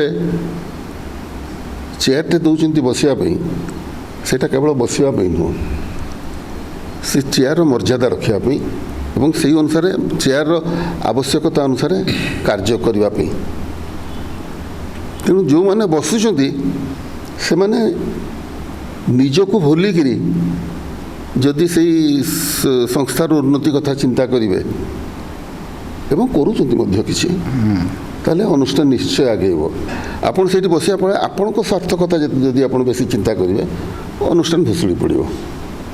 ପ୍ରତ୍ୟେକ ଅନୁଷ୍ଠାନ ସେୟା, ପ୍ରତ୍ୟେକ ଅନୁଷ୍ଠାନ ସେୟା। କେତେ ଜଣଙ୍କର ତ୍ୟାଗ, କେତେ ଜଣଙ୍କର ନିଷ୍ଠା, କେତେ ଜଣଙ୍କ ଆତ୍ମୀୟତା ସେ ଅନୁଷ୍ଠାନକୁ ବଞ୍ଚାଇ ରଖେ। ଆଜିର ସମାଜ ପ୍ରାୟ ଅର୍ଥକୈନ୍ଦ୍ରିକ, ଯେଉଁଠି ଲାଭ ନାହିଁ ସେଠି ଆମର କାମ ନାହିଁ, ଏଇ ନୀତିରେ ଚାଲିଛି। ଲାଭ କ୍ଷେତ୍ର ଲୁଚକାଳି ଖେଳ ଭିତରେ ଆମ ଭାଷା, ଆମ ସାହିତ୍ୟ, ଆମ ସଂସ୍କୃତି, ଆମ ନାଟକ ମୁମୂର୍ଷ ଅବସ୍ଥାରେ ପଡ଼ିରହିଛି। ଏହି ପରିସ୍ଥିତିରେ କେତେଜଣ ନାଟ୍ୟକାର ନାଟକ ରଚନା କରୁଛନ୍ତି, ନିଜେ ତାକୁ ମଞ୍ଚସ୍ଥ କରୁଛନ୍ତି, ନିଜ ଢୋଲ ନିଜେ ବଜୁଛନ୍ତି, ଲୋକଙ୍କୁ ଡାକି ଆଣୁଛନ୍ତି, ବାବୁ ଦେଖ ଦେଖ ବୋଲି କହୁଛନ୍ତି। ଯାହା ହେଉଛି ଆପଣମାନେ ଆପଣ ଉପଲବ୍ଧି କରିଥିବେ। ତେଣୁ ଦୃଷ୍ଟିରୁ କିଛି ନାଟ୍ୟକାର ଆମର ଅଛନ୍ତି ଯେଉଁମାନେ କି ପଳେଇଗଲେଣି ମୁକ୍ତ ମଞ୍ଚ ନାଟକକୁ, ଦୂରଦର୍ଶନକୁ କିମ୍ବା ଫିଲ୍ମକୁ। ଏ ପରିସ୍ଥିତିରେ ଓଡ଼ିଆ ନାଟକ କିଭଳି ବଞ୍ଚି ରହିବ, ଆପଣ ଟିକେ ଆମମାନଙ୍କୁ ଉପଦେଶ ଦେବେ।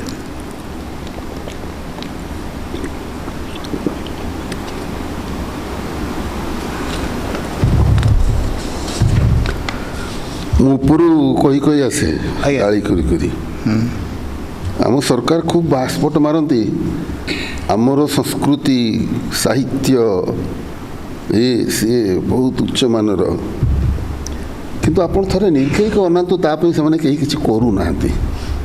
ଏପର୍ଯ୍ୟନ୍ତ ଓଡ଼ିଆ ଭାଷା କାଗଜ କଲମରେ ହେଇଯାଇଛି ବାସ୍, ନାଇଁ ସେ ସବୁ ଜିନିଷରେ। ତେଣୁ ସରକାରଙ୍କର ବହୁତ ବଡ଼ ଭୂମିକା ଅଛି। ଅନ୍ୟାନ୍ୟ ପ୍ରଦେଶରେ ଆପଣ ଦେଖନ୍ତୁ, ଏଇ ସାହିତ୍ୟ ସଂସ୍କୃତି ପାଇଁ ସରକାର ବହୁତ କାମ କରୁଛନ୍ତି। ଆମ ସରକାର ବି କରୁଛନ୍ତି, କିନ୍ତୁ ତାକୁ ତଳସ୍ଥଳକୁ ପହଞ୍ଚି ପାରୁନି। ଦେଖନ୍ତୁ କରୁଛନ୍ତି, ମୁଁ କହିବି କରୁନି, ସେଥିରେ ଆମେ କହିବା ଯେ ଏଇଟା ହେଉଛି ସେଇଟା ହେଉନି, ଆମେ ତା ଭିତରକୁ ଯିବାନି, ସେଗୁଡ଼ାକ କାଦୁଅ। କିନ୍ତୁ ତା ବାହାରେ ଆମେ ଯେଉଁମାନେ ସଂସ୍ଥା କରିଛନ୍ତି, ମୁଁ ତ ମଞ୍ଚ ଉପରେ ବସିଛି, ଆଦୌ ମିଛ କହିବିନି, ମୁଁ କେବେ ଦର୍ଶକର ଅଭାବ ଫିଲ୍ କରିନି। ମୁଁ ବ୍ୟାନରଟେ ମାରିଦେଲେ ରବୀନ୍ଦ୍ର ମଣ୍ଡପ ସାମ୍ନାରେ ଲୋକ ଭରପୁର ହେଇଯାଆନ୍ତି। କିନ୍ତୁ ଅନୁଷ୍ଠାନକୁ ବଞ୍ଚାଇବା ପାଇଁ ଖାଲି ଲୋକ ଭରପୁର ହେଲେ ହେବନି, ଅନୁଷ୍ଠାନର ବି ପାଣ୍ଠି ବଢ଼ିବା ଦରକାର। ଆମେ କହୁଛନ୍ତି ସରକାର ଆମକୁ ଅର୍ଥ ଦେବେ, କେତେ ଦେଇପାରିବେ? ସେ ତ କିଛି କିଛି ଦେଉଛନ୍ତି। ଆମେ ଆମର ନାଟକ ଯେତେବେଳେ କରୁଛନ୍ତି, ସମସ୍ତେ ଯେତେ ଅନୁଷ୍ଠାନ ଅଛନ୍ତି ସମସ୍ତେ ବସିକିରି ଏଇଟାକୁ ଆଲୋଚନା କରିକିରି ଗୋଟେ ସିଦ୍ଧାନ୍ତ ନେବା ଦରକାର ଯେ ଆମେ ଟିକେଟେଡ଼ ଶୋ କରିବା। ସେଇଟା ପଚାରିଥାନ୍ତି ଆଗରୁ। ହଁ, ଆପଣ ବିଶ୍ୱାସ କରିବେନି, ଥରେ ରବୀନ୍ଦ୍ର ମଣ୍ଡପରେ ମୁଁ ଶୋ କରୁଛି, ଟିକେଟେଡ଼ ଶୋ କରିଥିଲି। ତାର 2 ଦିନ ପରେ ଡିରେକ୍ଟର ଗୋଟେ କ'ଣ ପାଇଁ ମୋତେ ଡାକିଲେ, ମୁଁ ଗଲି। ଅଜିତ ବାବୁ, ଆପଣ କ'ଣ ନାଟକରେ ଟିକେଟ୍ କରୁଛନ୍ତି? ବୋଲେ ଆଜ୍ଞା କରୁଛି। ନାଇଁ ନାଇଁ, ଏଇଟା ମୁଁ କହୁନି, ଆପଣଙ୍କର ନାଟୁଆ ଲୋକ ଆସିକି ମୋତେ କହିଲେ ଅଜିତ ବାବୁ ସେ ଟିକେଟ୍ କରୁଛନ୍ତି। ବୋଲେ କ୍ଷତି କ'ଣ ହେଲା, ଖରାପ କ'ଣ? ନାଇଁ ନାଇଁ, ଆପଣ କରିପାରିବେନି, ଆପଣ ବୋଧେ ଜାଣିନାହାନ୍ତି ଆମର ଯେଉଁ ରୁଲ୍ସ ଅଛି, ଆପଣ ଟିକେଟେଡ଼ ଶୋ କରିପାରିବେନି। ଆପଣଙ୍କୁ ତ ସେଇପାଇଁ ଆମେ ଓଡ଼ିଆ ନାଟକ ପାଇଁ ଏତିକି ଛାଡ଼ କରୁଛୁ, ମଞ୍ଚ ଦେବା ପାଇଁ ଆପଣଙ୍କୁ ଆମେ ବର୍ଷକୁ ଏତିକି ଟଙ୍କା ଦେଉଛୁ। ମୁଁ କହିଲି ଆପଣ କ'ଣ ଭାବୁଛନ୍ତି ସେତିକିରେ ନାଟକଟା ବର୍ଷ ଯାକ ହେଇପାରିବ? ଯେତେ ନାଟକ ମୁଁ କରିପାରିବି? ଆପଣ ଜାଣିଛନ୍ତି ଗୋଟେ ନାଟକ କଲେ କେତେ ପଇସା ଖର୍ଚ୍ଚ ହୁଏ? ଆପଣ ମୋତେ ଯେତେ ଦେଉଛନ୍ତି ତା'ର 5 ଗୁଣା କରୁଛନ୍ତି, ମୁଁ ଗୋଟେ ନାଟକରେ ସେତିକି ଖର୍ଚ୍ଚ କରୁଛି। ମୁଁ କେଉଁଠୁ ଆଣିବି ଏତେ ପଇସା? ସେଠୁ କହିଲେ ଆପଣ ଗୋଟେ କାମ କରନ୍ତୁ, ସେଇ ପଛପଟରେ ଯେଉଁ ଗେଟ୍ ଅଛି ସେଇଠି ଗୋଟେ କେବିନ୍ କରିକି ଟିକେଟ୍ ବିକ୍ରି କରୁନାହାନ୍ତି। ମୁଁ କହିଲି ମୁଁ କ'ଣ ଚୋର, ପଛଆଡ଼େ ଲୁଚିକି ଟିକେଟ୍ ବିକ୍ରି କରିବି? ନା ନାଇଁ ଆଉ କେହି କରୁନାହାନ୍ତି, ଆପଣ କାହିଁକି କରୁଛନ୍ତି? ମୁଁ ସେଠି ଚୁପ୍ ହେଇଗଲି। ଏବଂ ବହୁତ ଥର ଆମର ଯେତେବେଳେ ବସୁଛୁ ଆମେ, ମୁଁ କଥାବାର୍ତ୍ତାରେ କହୁଛି ଯେ ଆମେ ସମସ୍ତେ ପଣ ନେବା ଉଚିତ। ବେଶୀ ନାହିଁ, 10 ଟଙ୍କା 20 ଟଙ୍କାରୁ ଆରମ୍ଭ କର। ଆପଣ କଲିକତାକୁ ଯାଆନ୍ତୁ, ଯେକୌଣସି ନାଟକ ହେଉଛି ଦେଖିବେ ଲମ୍ବା କ୍ୟୁରେ ଛିଡ଼ା ହେଉଛନ୍ତି ଲୋକମାନେ, 100 ଟଙ୍କା 200 ଟଙ୍କା ଟିକେଟ୍ କିଣୁଛନ୍ତି। ଏବଂ ଫାଷ୍ଟ ବେଲ୍ରେ କବାଟ ଖୋଲୁନାହିଁ, ସେକେଣ୍ଡ ବେଲ୍ରେ କବାଟ ଖୋଲୁଛି ଅଡ଼ିଟୋରିୟମର। ଲୋକମାନେ ପଶୁଛନ୍ତି, ଟିକେଟ୍ ଦେଖେଇକି ତାଙ୍କ ଚେୟାରରେ ବସୁଛନ୍ତି ଏବଂ ନାଟକ ଚାଲିଛି। ଆପଣ ମହାରାଷ୍ଟ୍ରକୁ ଯାଆନ୍ତୁ, ଆହୁରି ଆହୁରି ସେମାନେ ଉନ୍ନତ। ଏବଂ ସେଥିରେ କ'ଣ କରି ଆପଣଙ୍କର ଯେଉଁ ଗୋଟେ ଆର୍ଟିଷ୍ଟ ଆପଣ କହୁଛନ୍ତି ମୋ ପାଖରେ ସେ କାମ କରୁଥିଲା, ଏ ଟେଲିଭିଜନରେ ତାକୁ ଡାକିଲେ ସେ ପଳେଇଗଲା ନାହିଁ। ସେ ଗଲେ ଦିନକୁ ତାକୁ 500 ଟଙ୍କା ମିଳୁଛି, 1000 ଟଙ୍କା ମିଳୁଛି, ଆପଣ କିଛି ଦେଉନାହାନ୍ତି। ନା ଆଗରୁ ଯେଉଁ ନାଟକ ଯେଉଁମାନେ କରୁଥିଲେ, ଆପଣମାନେ ବି କରୁଥିଲେ, ଅନ୍ୟମାନେ କରୁଥିଲେ, ବହୁତ ତ୍ୟାଗ ସେମାନଙ୍କର ଥିଲା। ସେମାନେ ଏବେ ବି ଅଛନ୍ତି କଳାକାର ଯେଉଁମାନେ କି, ମୁଁ ଗୋଟେ କଳାକାର ନାଁ କହିବି, ବ୍ୟକ୍ତିଗତ ହେଇଯାଉଛି। ସୁରେନ୍ଦ୍ର ପାଢ଼ୀ ବୋଲି ଜଣେ କଳାକାର ଅଛନ୍ତି, ସେ ଶନି ମନ୍ଦିର ପୂଜା କରନ୍ତି, ଆମ ଡେଙ୍ଗା ହେଇଯାଏ ଆକ୍ଟିଂ କରେ ଆମର। ସେ ପୂଜା କଲେ ଯାହା ପଇସା ଆସେ ସେଇଥିରେ ଘର ଚଳାନ୍ତି। କିନ୍ତୁ ଦୁନିଆ ପୂଜା ହେଇଗଲେ, କମିଗଲେ ତାର 200 ଟଙ୍କା 300 ଟଙ୍କା ଲସ୍ ହେଇଯାଏ। ତଥାପି ସେ ଆସି ନାଟକ କରୁଛନ୍ତି। ଆପଣମାନଙ୍କର ଯେଉଁ ଆପଣଙ୍କ ଯେଉଁ ଷ୍ଟୁଡେଣ୍ଟ ମାନେ ବାହାରି ଗଲେ, ଯେଉଁମାନେ ଚଳଚ୍ଚିତ୍ର କିମ୍ବା ଧାରାବାହିକରେ ନିଜର ପ୍ରତିପତ୍ତି ବିସ୍ତାର କରିସାରିଲେଣି, ସେମାନେ ଯଦି ଆପଣ ତାକୁ କୁହନ୍ତେ ଆଉ ଉପଦେଶ ଦିଅନ୍ତେ, ତେବେ ଆସ ନାଟକ କର, ନାଟକଟାକୁ ବିନା ପଇସା ନାଟକ କରିକି ନାଟକଟା ମଞ୍ଚ ନାଟକ ବଞ୍ଚି ରହିବା ପାଇଁ ଚେଷ୍ଟା କର, ତାହେଲେ ଭଲ। ଟେଲିଭିଜନରେ କାମ କରୁଛନ୍ତି, ଆପଣ କ'ଣ ଜାଣିନାହାନ୍ତି କ'ଣ ପ୍ରୋବ୍ଲେମ୍? ନା ମୁଁ ଆପଣଙ୍କର ରାତି 10ଟାରେ କହିବେ କାଲି ସକାଳ 7ଟାରେ ଆପଣଙ୍କର ସୁଟିଂ ଅଛି ବୋଲି। ନା ସେମାନେ ଆପଣଙ୍କୁ ନେଇଗଲେ ଗୋଟିଏ ସିନ୍ ଅଛି ବୋଲି କହିକି ଆପଣଙ୍କୁ ଛାଡ଼ିବେ ରାତି 11ଟା ବେଳକୁ, ତା ପରଦିନ କହିବେ ଯେ କାଲି ଆପଣଙ୍କ ପାଖକୁ 7ଟା ବେଳେ ଗାଡ଼ି ପହଞ୍ଚିବ। ସେ ପିଲା ବିଚାରା କ'ଣ କରିବ? ତେଣୁ ଆମକୁ ପ୍ରଥମ କଥା ହେଉଛି ଆର୍ଟିଷ୍ଟ ତିଆରି କରିବା ପାଇଁ ପଡ଼ିବ। ପ୍ରତ୍ୟେକ ମୁହୂର୍ତ୍ତରେ ମୁଁ ଆର୍ଟିଷ୍ଟ ତିଆରି କରିବି, ଏଇ ମନୋବୃତ୍ତିଟା ରହିବା ଦରକାର। ନା ଆପଣ ଆର୍ଟିଷ୍ଟ ତିଆରି କରିଛନ୍ତି ବୋଲି ଓଡ଼ିଶାରେ ନାଟକ ଏବେ ଚାଲିଛି ମୁଁ କହିବି। କାହିଁକି ନା ସଙ୍ଗୀତ ମହାବିଦ୍ୟାଳୟ ନଥାନ୍ତା ଏବଂ ନାଟକ ନ ହେଉଥାନ୍ତା, ତାର ଓଡ଼ିଆ ନାଟକ କେବେଠୁ ତାର ଅସ୍ତିତ୍ୱ ହରାଇ ସାରିଥାନ୍ତି। କିଛି ନାଟକ ହେଉଛି, କିଛି କଳାକାର ବାହାରୁଛନ୍ତି, ଆଉ କିଛି ସ୍ୱତଃପ୍ରବୃତ୍ତ ବାହାରୁଛନ୍ତି।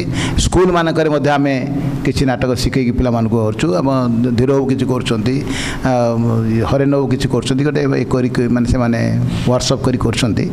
କିନ୍ତୁ ମୁଁ ଚାହୁଁଛି କ'ଣ କି, ଆମେ ଯଦି ଆପଣଙ୍କର ବହୁତ ଷ୍ଟୁଡେଣ୍ଟ ଅଛନ୍ତି ଯେଉଁମାନେ ଚାହିଁଲେ ସମୟ ବାହାର କରିକି ନାଟକ କରିପାରିବେ, କିନ୍ତୁ ନାଟକ ସେମାନେ କରୁନାହାନ୍ତି। ସମସ୍ତେ ଅର୍ଥକୈନ୍ଦ୍ରିକ ହେଇଯାଉଛନ୍ତି। ସେମାନଙ୍କର ଇଚ୍ଛା ଅଛି, ବହୁ ମାତ୍ରାରେ ଇଚ୍ଛା ଅଛି।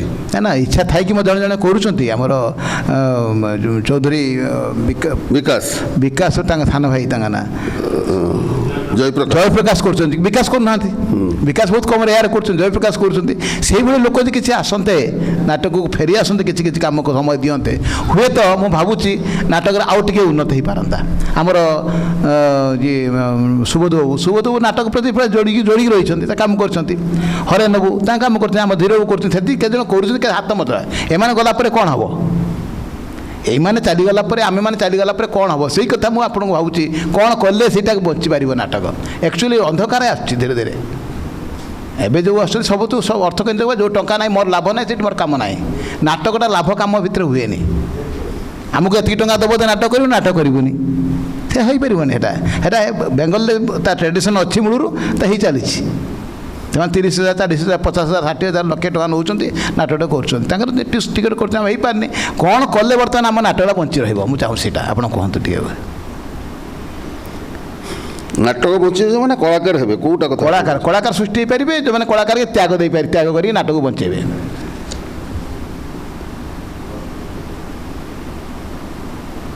ନାଟକଟେ ଭଲ ନାଟକଟେ ହେଲେ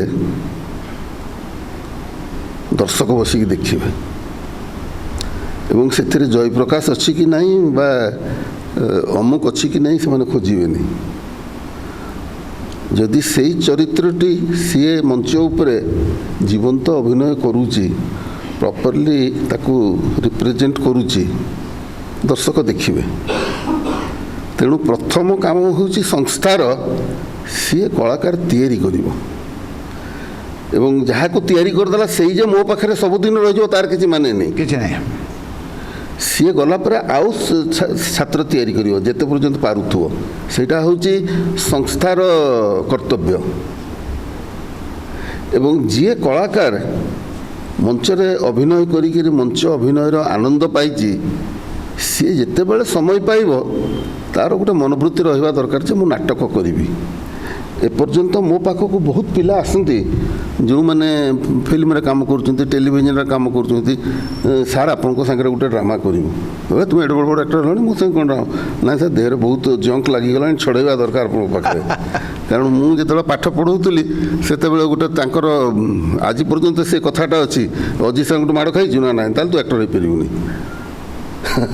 ତେଣୁ ମୁଁ ପିଲାଙ୍କୁ ଝାଡ଼ି ପିଟିକିରି ତିଆରି କରୁଥିଲି ଆକ୍ଟର।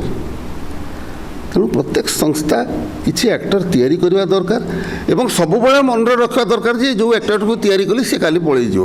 କାରଣ ଭଲ ଆକ୍ଟରଟେ ହେଲା ତାକୁ ବହୁତ ଲୋକ ଆଖି ପକାଇବେ। ତା ପଛକୁ ପଛକୁ ସେ ତିଆରି କରିବା ଦରକାର। ଏବଂ ଯେଉଁମାନେ ତିଆରି ହେଉଛନ୍ତି ମଞ୍ଚରୁ ତାଙ୍କର ମାନସିକତା ଗୋଟେ ଯଦି ରହିବ ଯେ ମୁଁ ବର୍ଷରେ ଅନ୍ତତଃ ଗୋଟିଏ କି ଯୋଡ଼ିଏ ନାଟକ କରିବି, ତାହେଲେ ମଞ୍ଚ ପାଇଁ ବହୁତ ସୁବିଧା ହୁଅନ୍ତା।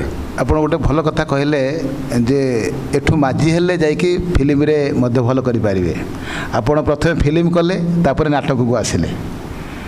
ଏଠି ମାଝି ହେଲା ପରେ ସେଠି ଭଲ କରିବେ ନା ସେଠି ମାଝି ହେଲା ପରେ ଏଠି ଭଲ କରିବେ? ମୁଁ ମାଝି ହେଇକିରି ଦିଲ୍ଲୀରୁ ଆସିଥିଲି। ଆଚ୍ଛା, ଆପଣ ତ ଦିଲ୍ଲୀରୁ ମାଝି ହେଇକି ଆସିଥିଲେ ନା? ମୁଁ କହିବାର ଉଦ୍ଦେଶ୍ୟ ଏଠୁ ମାଝି ହେଇକି ଗଲେ ସେଠି ଭଲ କରିପାରିବେ ନା ସେଠୁ ମାଝି ହେଇକି ଗଲେ ଏଠି ଭଲ କରିପାରିବେ? ନାଇଁ ନାଇଁ, ଏବେ ଆପଣଙ୍କର ବହୁତ ଟେଲିଭିଜନର ଧାରାବାହିକ ଯେଉଁ ସବୁ ହେଉଛି ତାର ଡିରେକ୍ଟର ମାନେ ତ ପିଲାମାନଙ୍କୁ ପଚାରୁଛନ୍ତି ନାଟକ କରିଛ? ହଁ। କେଉଁଠୁ ଶିଖିଛ? ନା ଆମ ଗାଁରେ। ନା ନା ନା, ସେ ଯାଇକିରି ଧୀର ବାବୁଙ୍କର ଶତାବ୍ଦୀ କଳାକାର ଅଛି ସେଠି ଯାଇକିରି ଶିଖ, ମନୋଜ ବାବୁଙ୍କର ମନନ ଅଛି ସେଠି ଯାଇକି ଶିଖ, ଅଜିତ ବାବୁଙ୍କର ଅଜିତ ଅନୁଷ୍ଠାନ ଅଛି ସେଠି ଶିଖ, ସୁବୋଧ ବାବୁଙ୍କର ଅମୁକ ଅଛି ସେଠି ଯାଇ ଶିଖ, ତାପରେ ତୁମେ ଆମ ପାଖକୁ ଆସ। ତେଣୁ ତାଙ୍କର ବି ମାଇଣ୍ଡ ସେଟ୍ ଅଲଗା ହେଲାଣି। ସେମାନେ ବି ଚାହୁଁଛନ୍ତି ଗୋଟେ ଟ୍ରେଣ୍ଡ ଆକ୍ଟର ହେଲେ ତାଙ୍କୁ ବହୁତ ସୁବିଧା, କଟ୍ ବେଶୀ କମ୍ ହେବ। ବାସ୍ ବାସ୍, ଆପଣ ତ ଜାଣିଛନ୍ତି, ଆପଣ କାମ କରୁଥିବେ।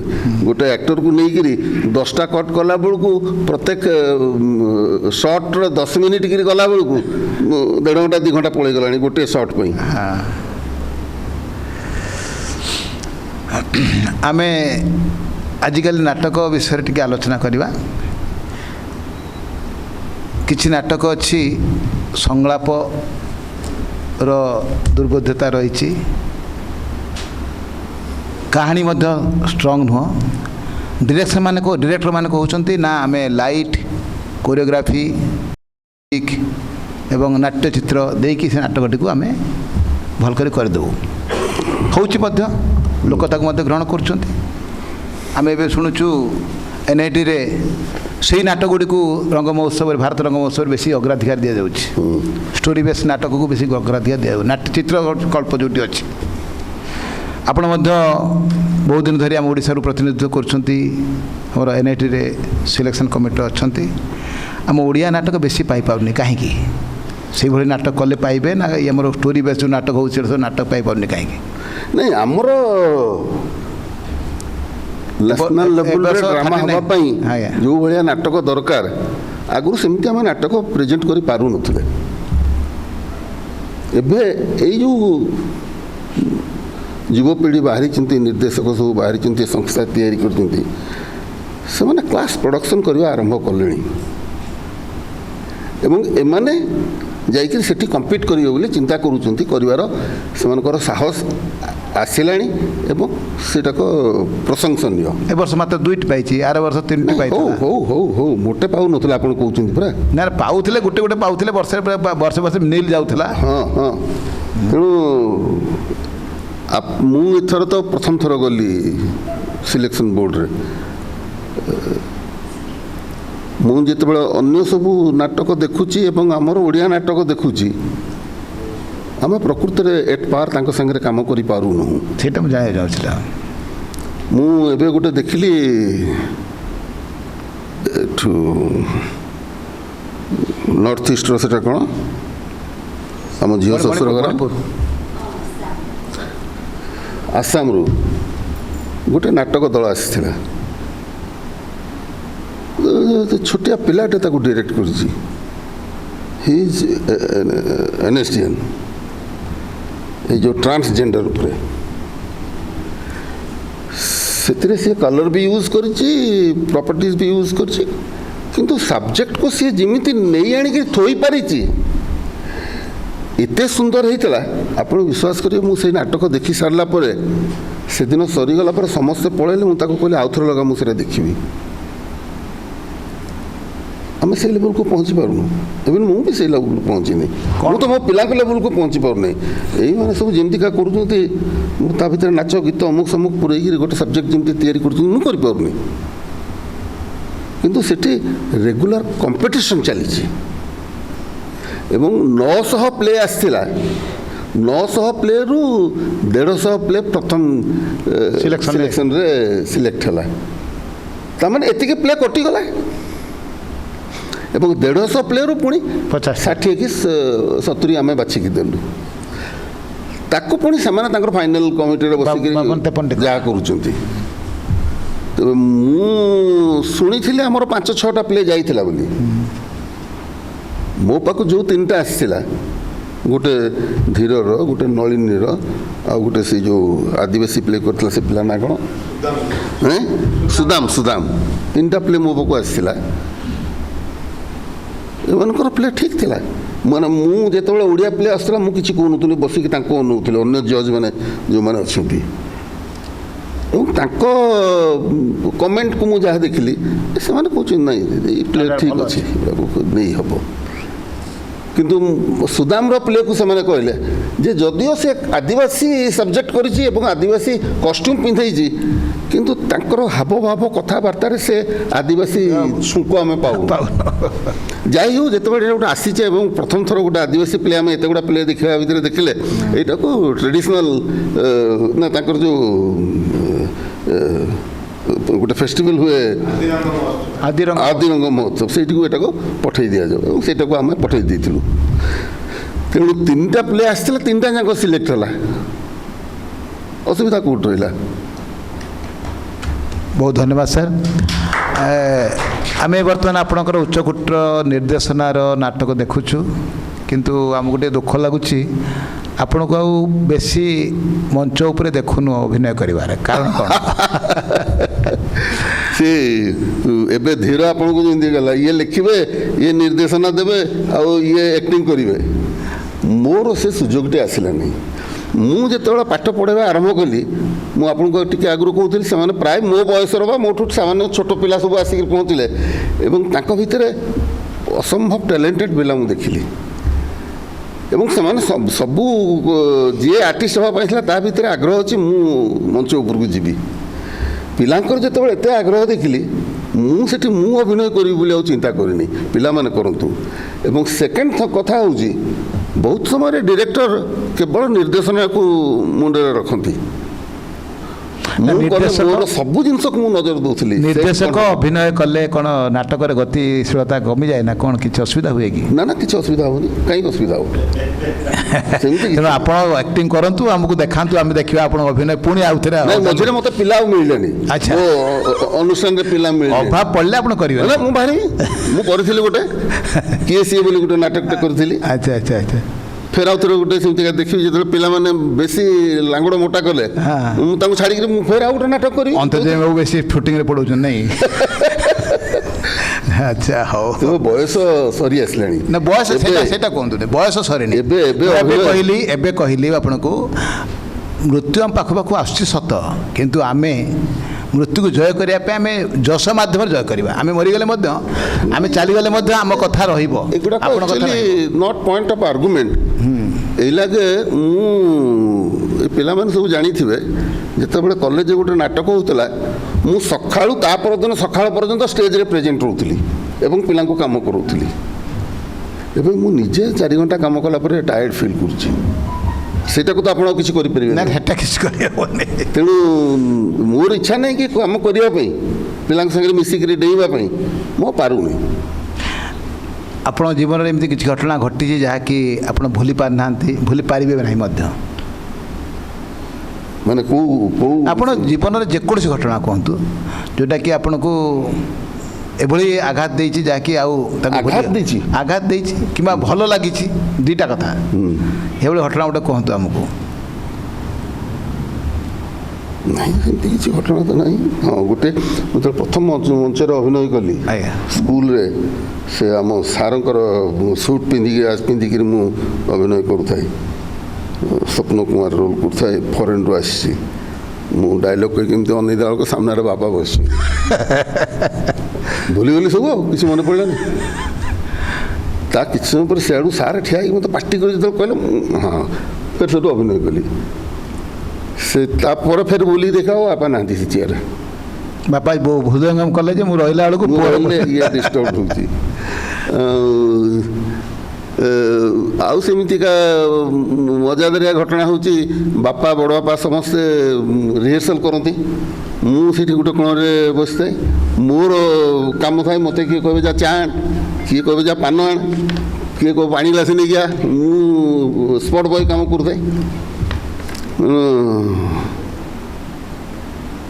ବାପା ମୋତେ ଠାରିଲେ, ବାପା ପାନ ଖାଆନ୍ତି, ଏମିତି କଲେ। ମୁଁ ତାଙ୍କୁ ପଚାରିଲି କ'ଣ,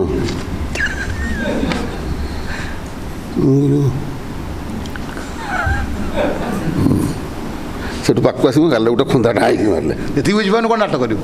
ସେଠୁ ମୁଁ ବ୍ୟାଗ୍ର ମୋ ପାନ ନେଇକି ଆସିବୁ। ମୁଁ ଗଲି ଗୋଟେ ପାନ ଆଣିକି ଦେଲି। ବଡ଼ ବାପା ହେଉଛନ୍ତି ଡିରେକ୍ଟର, ଭାଇ ବଡ଼ ବାପା କହିଲେ, ତୋତେ ତୋ ବାପା କାହିଁକି ବାଡ଼େଇଲା, ତୁ କାନ୍ଦିଲୁ କାହିଁକି? ନାଇଁ ଭାଇ ସିଏ କିଛି ନୁହଁ, ତୋତେ ମୁଁ ପଚାରିଲି, ମୁଁ ତାକୁ ପଚାରିଛି। ସେତେବେଳେ ସିଏ ହେଉଛନ୍ତି ଗୁରୁ, ସେଠି ଆଉ ମୁହଁ ଫିଟିବନି। କ'ଣ କହ? ମୁଁ କହିଲି ସିଏ କରୁଥିଲେ ମୁଁ ବୁଝିପାରିଲିନି। ଆଉ ତାହେଲେ ତୁ ଆକ୍ଟିଂ କ'ଣ କରିବୁ? ଏଗୁଡ଼ା ସବୁ ଆକ୍ଟିଂ ନା, ଏଗୁଡ଼ା ଶିଖ। ଏଇ ସବୁ ଛୋଟିଆ ଛୋଟିଆ କଥା ମନରେ ଅଛି। ସେମିତି ଗୋଟେ କିଛି ଭୟଙ୍କର ଘଟଣା ଘଟିନି। ନାଟକ ବ୍ୟତୀତ ଆପଣଙ୍କ ଆଉ କିଛି ଅଭିରୁଚି ଅଛି କି? ଆଜ୍ଞା ଆଜ୍ଞା। ନାଟକ ବ୍ୟତୀତ ଯେମିତି ଆପଣଙ୍କ ନାଟକ ବହୁତ ଭଲ ପାଉଛନ୍ତି, ଆଉ କିଛି ଅଭିରୁଚି ଅଛି କି? ଯେମିତି ସଙ୍ଗୀତ କିମ୍ବା ନୃତ୍ୟ କିମ୍ବା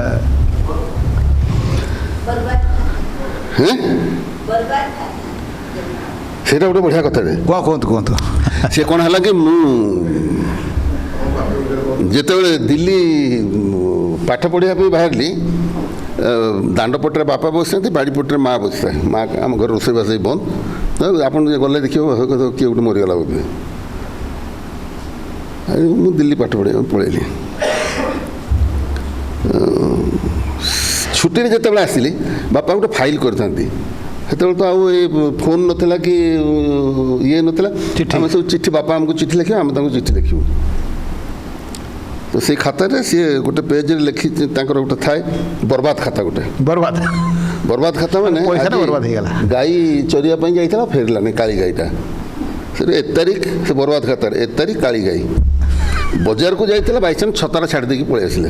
ଆରେ ସେ ଦୋକାନରେ ଛତା ଛାଡ଼ି ଦୌଡ଼ ଯାଇଥିଲେ, ନାଇଁ ବରବାଦ, 1 ତାରିଖ ଛତା ବରବାଦ।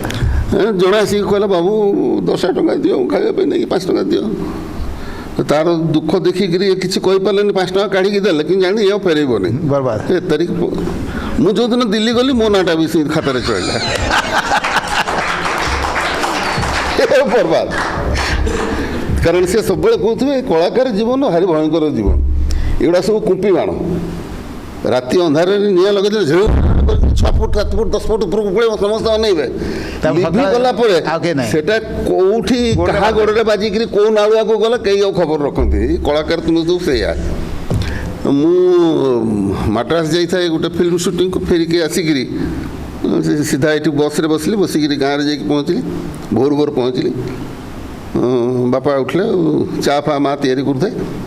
ମୁଁ ପକେଟରୁ କାଢ଼ିକି, ସେତେବେଳେ ମୁଁ 5,000 ଟଙ୍କା ପାଇଥିଲି ଗୋଟେ ଫିଲ୍ମରେ, 5,000 ଟଙ୍କା ଧରେଇଦେଲି। କହିଲେ ଇଏ କ'ଣ? ମୁଁ କହିଲି ଯେଉଁ ଫିଲ୍ମଟା କରିବା ପାଇଁ ଯାଇଥିଲି, ଟଙ୍କା ମିଳିଲା, ଏଇଟା ଆପଣ ରଖନ୍ତୁ, ଫାଷ୍ଟ ଟଙ୍କା ଆପଣ ରଖିବେ। 2-3 ଥର ତାକୁ ଗଣିଲେ।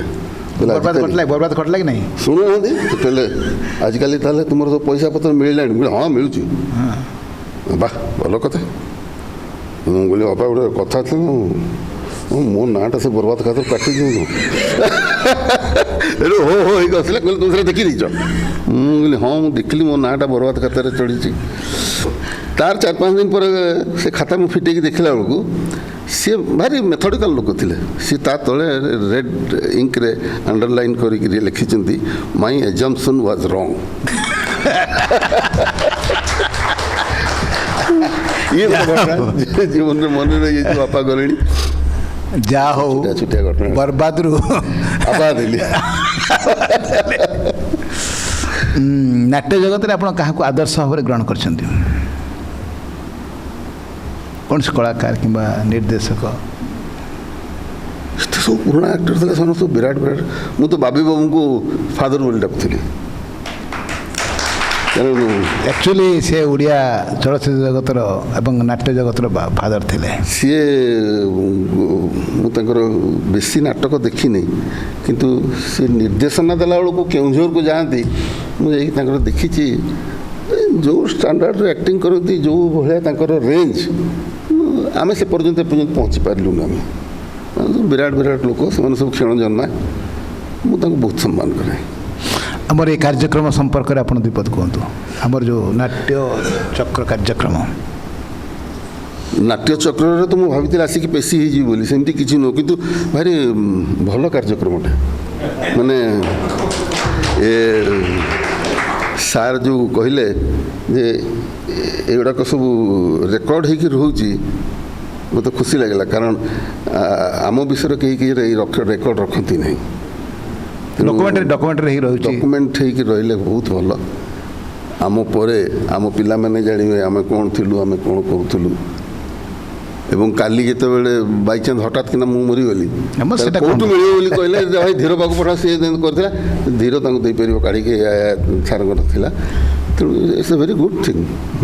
ମାନେ ଇଏ ଗୋଟେ ଅଭିନବ ଚିନ୍ତାଧାରା।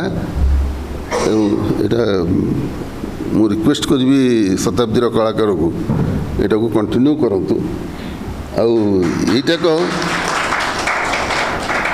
ଯେଉଁ ଭାବରେ କରୁଛନ୍ତି, ସେଥିରେ ଜଣେ ପ୍ରଚ୍ଛଦପଟ ନାୟକ ଅଛନ୍ତି, ସେଇଠି ବସିଛନ୍ତି ସାର୍। ସେଇ ଏଇ ଚିନ୍ତାଧାରାଟା ଡେଫିନେଟଲି ତାଙ୍କରି।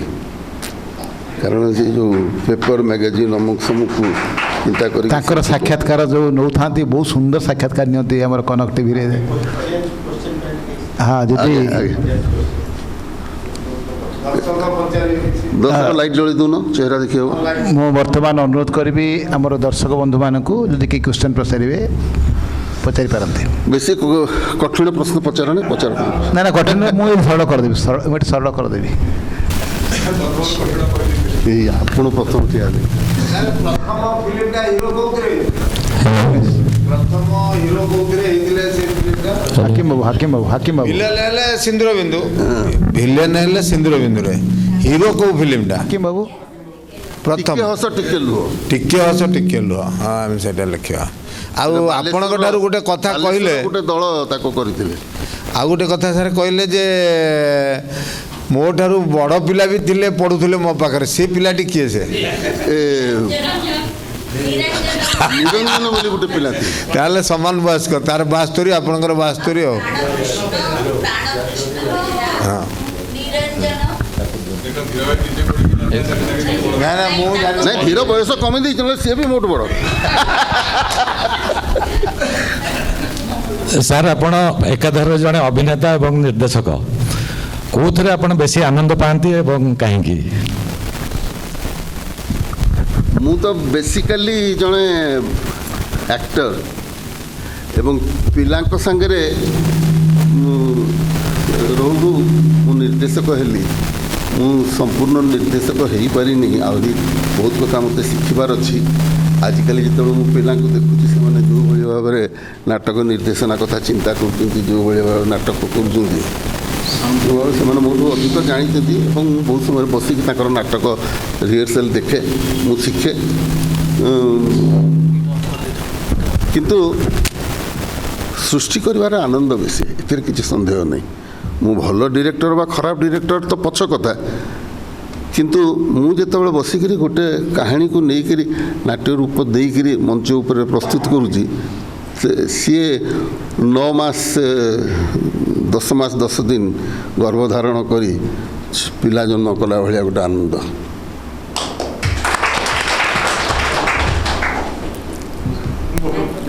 ହ୍ୟାଲୋ ପ୍ରଥମଟା ତ ସେ ଯେଉଁଠି ଦେଇଛନ୍ତି ତେଣୁ ସେଇଟା ପଚାରିଲି ଆଉ ଆପଣଙ୍କର ଯେତୋଟି ନାଟକ ଆମେ ତ ରବୀନ୍ଦ୍ର ମଣ୍ଡପରେ ଦେଖୁ କି ଭଞ୍ଜଗୋଳ ଗୋଟେ ଦେଖୁ ଆଜି ପର୍ଯ୍ୟନ୍ତ ଦେଖିଛୁ ଆପଣ ନିଖୁଣ ଭାବରେ ଆପଣ ଯେଉଁମାନେ କେତେଜଣ ନାଟ୍ୟ ନିର୍ଦ୍ଦେଶକ ଭଲ ଉପସ୍ଥାପନା କରନ୍ତି ତା ଭିତରେ ଆପଣଙ୍କ ନାଟକ ଗୁଡ଼ିକ ନିଖୁଣ ଭାବରେ ଉପସ୍ଥାପନ ହୁଏ ଆପଣ ତ ଅଭିନୟ ବି କରିଛନ୍ତି ନିର୍ଦ୍ଦେଶନା ଦେଇଛନ୍ତି ପ୍ରଯୋଜନା କରିଛନ୍ତି ସବୁ କରିଛନ୍ତି ପିଲାମାନଙ୍କ ଉଦ୍ଧାର କରିଛନ୍ତି ମୋର ପ୍ରଶ୍ନ ହେଉଛି ଆପଣ କେଉଁ ନାଟକରେ ଯେଉଁ ନାଟକଟା ଆପଣ କରିଛନ୍ତି କେଉଁଥିରେ ଆପଣ ବେଶୀ ଆତ୍ମସନ୍ତୋଷ ନିଜେ ଲାଭ କରିଛନ୍ତି ଯେ ଏଇ ନାଟକଟା ମୁଁ ପଢ଼ି ଆସିଲା ପରେ যে এই নাটকটা ମୁଁ କଲି ମୁଁ ନିଜେ ଆତ୍ମସନ୍ତୋଷ ପାଇଛି କି ମୁଁ ଯାହା ପଢ଼ିଥିଲି ତାକୁ ଠିକ୍ ଭାବରେ ଅକ୍ଷରେ ପ୍ରୟୋଗ କରିପାରିଛି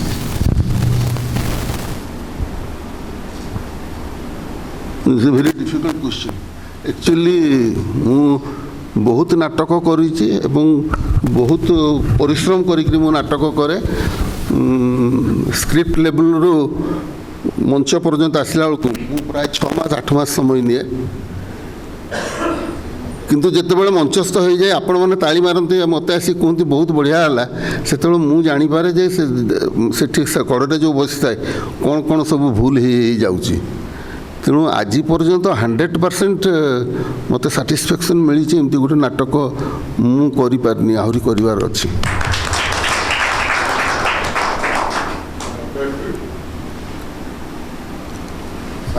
ପ୍ରଶ୍ନ ଆପଣ କହିଲେ ଯେ ଏନ୍ଏସ୍ଡିରୁ ଆସିଲା ପରେ ଆଉ କ'ଣ କହିଲେ ସେ ଏନ୍ଏସ୍ଡିରୁ ପାସ୍ କରି ଆସିଲେ 76 ଜାନୁଆରୀ 16ରେ ଜଏନ୍ କଲେ କଲେଜ ଜଏନ୍ କଲେ ମାର୍ଚ୍ଚ ମୋର କହିବା କଥା ହେଉଛି ସାର୍ ପ୍ରଥମେ ଏନ୍ଏସ୍ଡି ପାସ୍ କଲା ପରେ କଲେଜରେ ଜଏନ୍ କଲେ ଶିକ୍ଷକ ହିସାବରେ ପିଲାଙ୍କୁ ବହୁତ ସୃଷ୍ଟି କରିଛନ୍ତି ବହୁତ ପ୍ରକୃତରେ ଆପଣ ଆଶୀର୍ବାଦ ବହୁତ ଛାତ୍ରଙ୍କ ଉପରେ ଅଛି ସେ ନିଶ୍ଚୟ ସ୍ୱାଗତ ଯୋଗ୍ୟ କିନ୍ତୁ ଆପଣ ସାର୍ କହିଲେ ଯେ ପ୍ରକୃତରେ ଆମେ ସାଧାରଣ ଯଦି କଥାବାର୍ତ୍ତା ହେଉ ଯେ ସେମିନାର ହେଉ କି ଭଲ ଭଲ ଡିସ୍କସନ୍ ମଧ୍ୟ କହୁ ଯେଉଁମାନେ ମଞ୍ଚରୁ ବାହାରିଛନ୍ତି ସେମାନେ କଦାପି ଚଳଚ୍ଚିତ୍ର କି ସିରିଏଲ୍ରେ ହାରି ନାହାନ୍ତି ଆପଣ ତ ଏନ୍ଏସ୍ଡିରୁ ଆସିଲେ ଡାଇରେକ୍ଟ ଆପଣ କଲେଜରେ ଆଡ଼ମିସନ୍ ହେଲେ ଆପଣ ତ ପିଲାମାନଙ୍କୁ ପାଠ ପଢ଼େଇଲେ ଆପଣ ମାଷ୍ଟର ହୋଇକି ଆସିଲେ ପାଠ ପଢ଼େଇଲେ ଆପଣ ଗୁରୁ ଜ୍ଞାନ ନେଇକି ଆସିଲେ ପିଲାମାନଙ୍କୁ ପଢ଼େଇଲେ ଆପଣ ତ ଅଭିନୟ କରିବା ସୁଯୋଗ ପାଇଲେନି କିନ୍ତୁ ଆପଣ ମଞ୍ଚରେ ତିଆରି ନିଜେ ମାନେ ବେଶୀ ଅଭିନୟ କରି ଆପଣ ଚଳଚ୍ଚିତ୍ର ଯେଉଁଠୁ ଗଲେ ଯେହେତୁ ସେଠି ଚଳଚ୍ଚିତ୍ରରେ ଆପଣ ନିଜକୁ ସଫଳ ବୋଲି ଭାବୁଛନ୍ତି ନା ନାହିଁ ଚଳଚ୍ଚିତ୍ରରେ ନିଜକୁ ସଫଳ ଭାବୁଛି କି ନାହିଁ ହଁ ଯେହେତୁ ମଞ୍ଚରେ କିଛି ଅଭିନୟ କରିନାହାନ୍ତି ପିଲାମାନଙ୍କୁ ପାଠ ପଢ଼େଇଛନ୍ତି ଶୁଣନ୍ତୁ ମୁଁ ମଞ୍ଚରେ ଅଭିନୟ କରିନି ଯେଉଁଟା କହୁଛନ୍ତି ସେଇଟା ଠିକ୍ କଥା ନୁହଁ ମୁଁ ଯେଉଁ 3 ବର୍ଷ ନ୍ୟାସନାଲ୍ ସ୍କୁଲ ଅଫ୍ ଡ୍ରାମାରେ ପାଠ ପଢ଼ିଲି ସାର୍ ପ୍ରତ୍ୟେକ ବର୍ଷ ସେଠି ଅନ୍ତତଃ ଆମେ 7ଟା 8ଟା ଲେଖା ଡ୍ରାମା କରୁ ଛୋଟ ବଡ଼ ହେଇକିରି ତେଣୁ 3 ବର୍ଷରେ 5ଟା ଧରିଲେ 15ଟା ନାଟକ ମୁଁ କରିଥିଲି ଏବଂ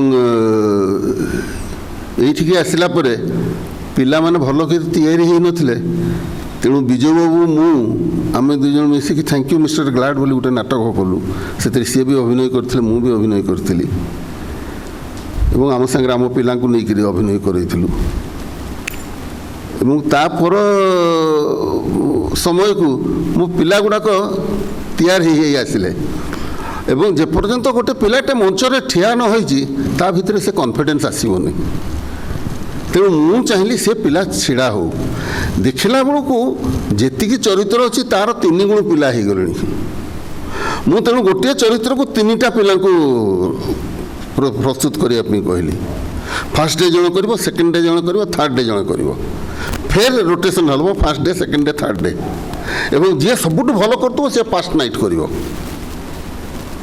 ଏବଂ ସେଇ ହିସାବରେ ମୁଁ ନାଟକ କରୁଥିଲି ତେଣୁ ମୁଁ ନାଟକରେ ଅଭିନୟ କରିଛି ନାଟକ ପିଲାଙ୍କୁ ଶିଖେଇଛି ଶିଖେଇଲା ବେଳେ ଶିଖେଇନି ମୁଁ ନିଜେ ବି ଶିଖିଛି ତେଣୁ ମୁଁ ଅଭିନୟ କରୁଥିଲି ମୋ ଅଭିନୟ ଭଲ କି ଖରାପ ସେ କଥା ଆପଣ କହିବେ ସେ କଥାଟାକୁ ମୁଁ ମୋ ମୁହଁରେ କହିପାରିବିନି ମୋ ଅଭିନୟଟା ଦେଖିଲା ପରେ ଆପଣଙ୍କୁ ଭଲ ଲାଗିଲା କି ଖରାପ ଲାଗିଲା ମୁଁ କହିବି ମୁଁ ବଢ଼ିଆ କରୁଥିଲି ବୋଲି ତାମାନେ ମଞ୍ଚରେ ଆପଣ ଅଭିନୟ କରୁଥିଲେ ଆଗରୁ ଯାହା ଆମେ ଆଗରୁ କଥାବାର୍ତ୍ତା ହେଉଥିଲେ କି ଆମର ଡିସ୍କସନ୍ ହେଉ ସେମିନାର ପିଲାମାନଙ୍କୁ ହେଉ ପ୍ରକୃତରେ ୱାର୍କସପ୍ରେ ପିଲାମାନେ ପ୍ରସ୍ତୁତ ହେଇ ଏଇଠି ଜଣ ଯାଇ ପାସ୍ କରି ଯାଇଛନ୍ତି ସେମାନେ ମାନେ ଚଳଚ୍ଚିତ୍ର କି ସିରିଏଲ୍ରେ ହାରନ୍ତି ନାହିଁ ତେଣୁ ଆପଣ ନିଶ୍ଚୟ କିଛି ଅଭିନୟ କରୁଥିଲେ ଆଜ୍ଞା ଅନେକ ଅନେକ ଧନ୍ୟବାଦ ନମସ୍କାର ଆଜ୍ଞା ସାର୍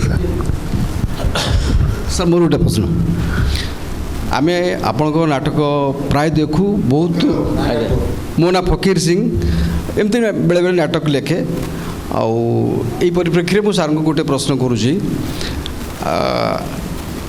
जो नाटक कराए आप तो पांडुलिपि नहीं नाटक करती अनेक समय क्षुद्र गल्प को नहीं नाटक कर मोर कहवा कथा जे ये क्षुद्र गल्प को नहीं नाटक कला बेले गल्पर मान्यता हानि होगा कि वृद्धि होबार आपणकर किसी अभिज्ञता अच्छी कि किसी प्रतिबंधक अनुभव कर नहीं गोटे क्षुद्र गल्पटे जितेबाला भल लगिला मते मु ताकू नाट्य रूप दवापाई चाहूँगी तेणु तार क्षुर्ण कहीं करी बरं ताकू आउ कौ जगार कौ जगार कमी अच्छी से गुड़ाक मु भरी दे पारि मान्यता वृद्धि करिवारे आपण सहयोग कर हाँ मु एबे गोटे करी नाटक मैडम लिखी ताकू साहाय्यकारिणी आगे आप देखिए कि नहीं मुझे जानी कहार गल्प थिले सेटा से कहानी रे सेमती किछि नहीं 1.5 पेज 2 पेज रो कहानी से लास्ट रे जो टच से राइटर देइछंती सेटा मन को भारी सुइला अच्छा तेणु ताकू आम इंटाक्ट रखिकी एवं तांको कहानीर चिंताधारा को इंटाक्ट रखिकी आम ताकू गोटे नाटक रूप देलु बा सार मते जो देइथिले सिकुली ସେଥିରେ ଆମେ କେତେ ଗୁଡ଼ାକ ସିକ୍ୱେନ୍ସ ନାଟକୀୟତା ପାଇଁ ନାଟକର ପରିପୂର୍ଣ୍ଣତା ପାଇଁ ଆମେ ତିଆରି କରିଥିଲୁ କିନ୍ତୁ ତା ଦ୍ୱାରା ମୋତେ ରାଇଟର କହିନାହାନ୍ତି ଯେ ଆପଣ ମୋ ଷ୍ଟୋରିଟାକୁ ନଷ୍ଟ କରିଦେଲେ ବୋଲି ଏକ୍ଜାକ୍ଟଲି ମୁଁ ସେଇ କଥା ଜାଣିବା ପାଇଁ ଚାହୁଁଥିଲି ଥ୍ୟାଙ୍କ ୟୁ ସାର୍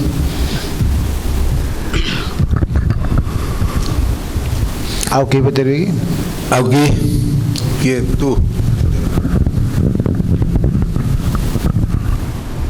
सर प्रणाम मोर खाली गोटे रिक्वेस्ट आपको आप नेशनल स्कूल ड्रामा जी नाटक करजेकोसी नाटक गोटे खाली संलाप खाली कहीकि शुणे आज्ञा बुझिपारे नेशनल स्कूल ऑफ ड्रामा जो नाटक कर नाटक गोटे संलाप कौन से नाटक अरे पुओ कौटी तू अच्छु आसी 40 वर्ष ऊपर को हो गला जेकोसी नाटक दुई धाड़ी गोटे जेको नाटक संलापटा कहतु है पचार था भूली जाऊ मन पकड़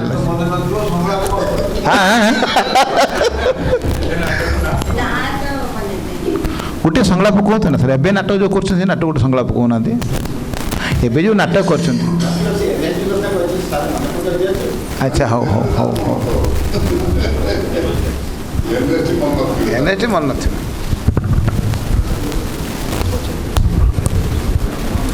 मुझे हार मानिबी मत मन पड़ुनि कि मुझे एमती मन रखापी रिक्वेस्ट करी धीर को जे मैडम को मो पाखे गोटे चेयर दे बहुत कथा मो मन रही मुझे पचारिक कहे तलू थी बहुत प्रम्पटिंग कर हाँ हाँ आ उपाय किसी नहीं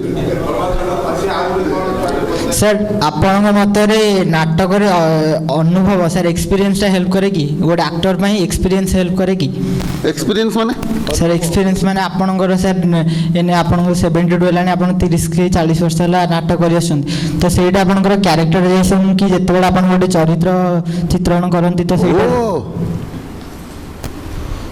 सेटा घटनाटा जितेबाला घटे साधारण लोक से घटनाटा को देखती कौन है से एक्सीडेंट होता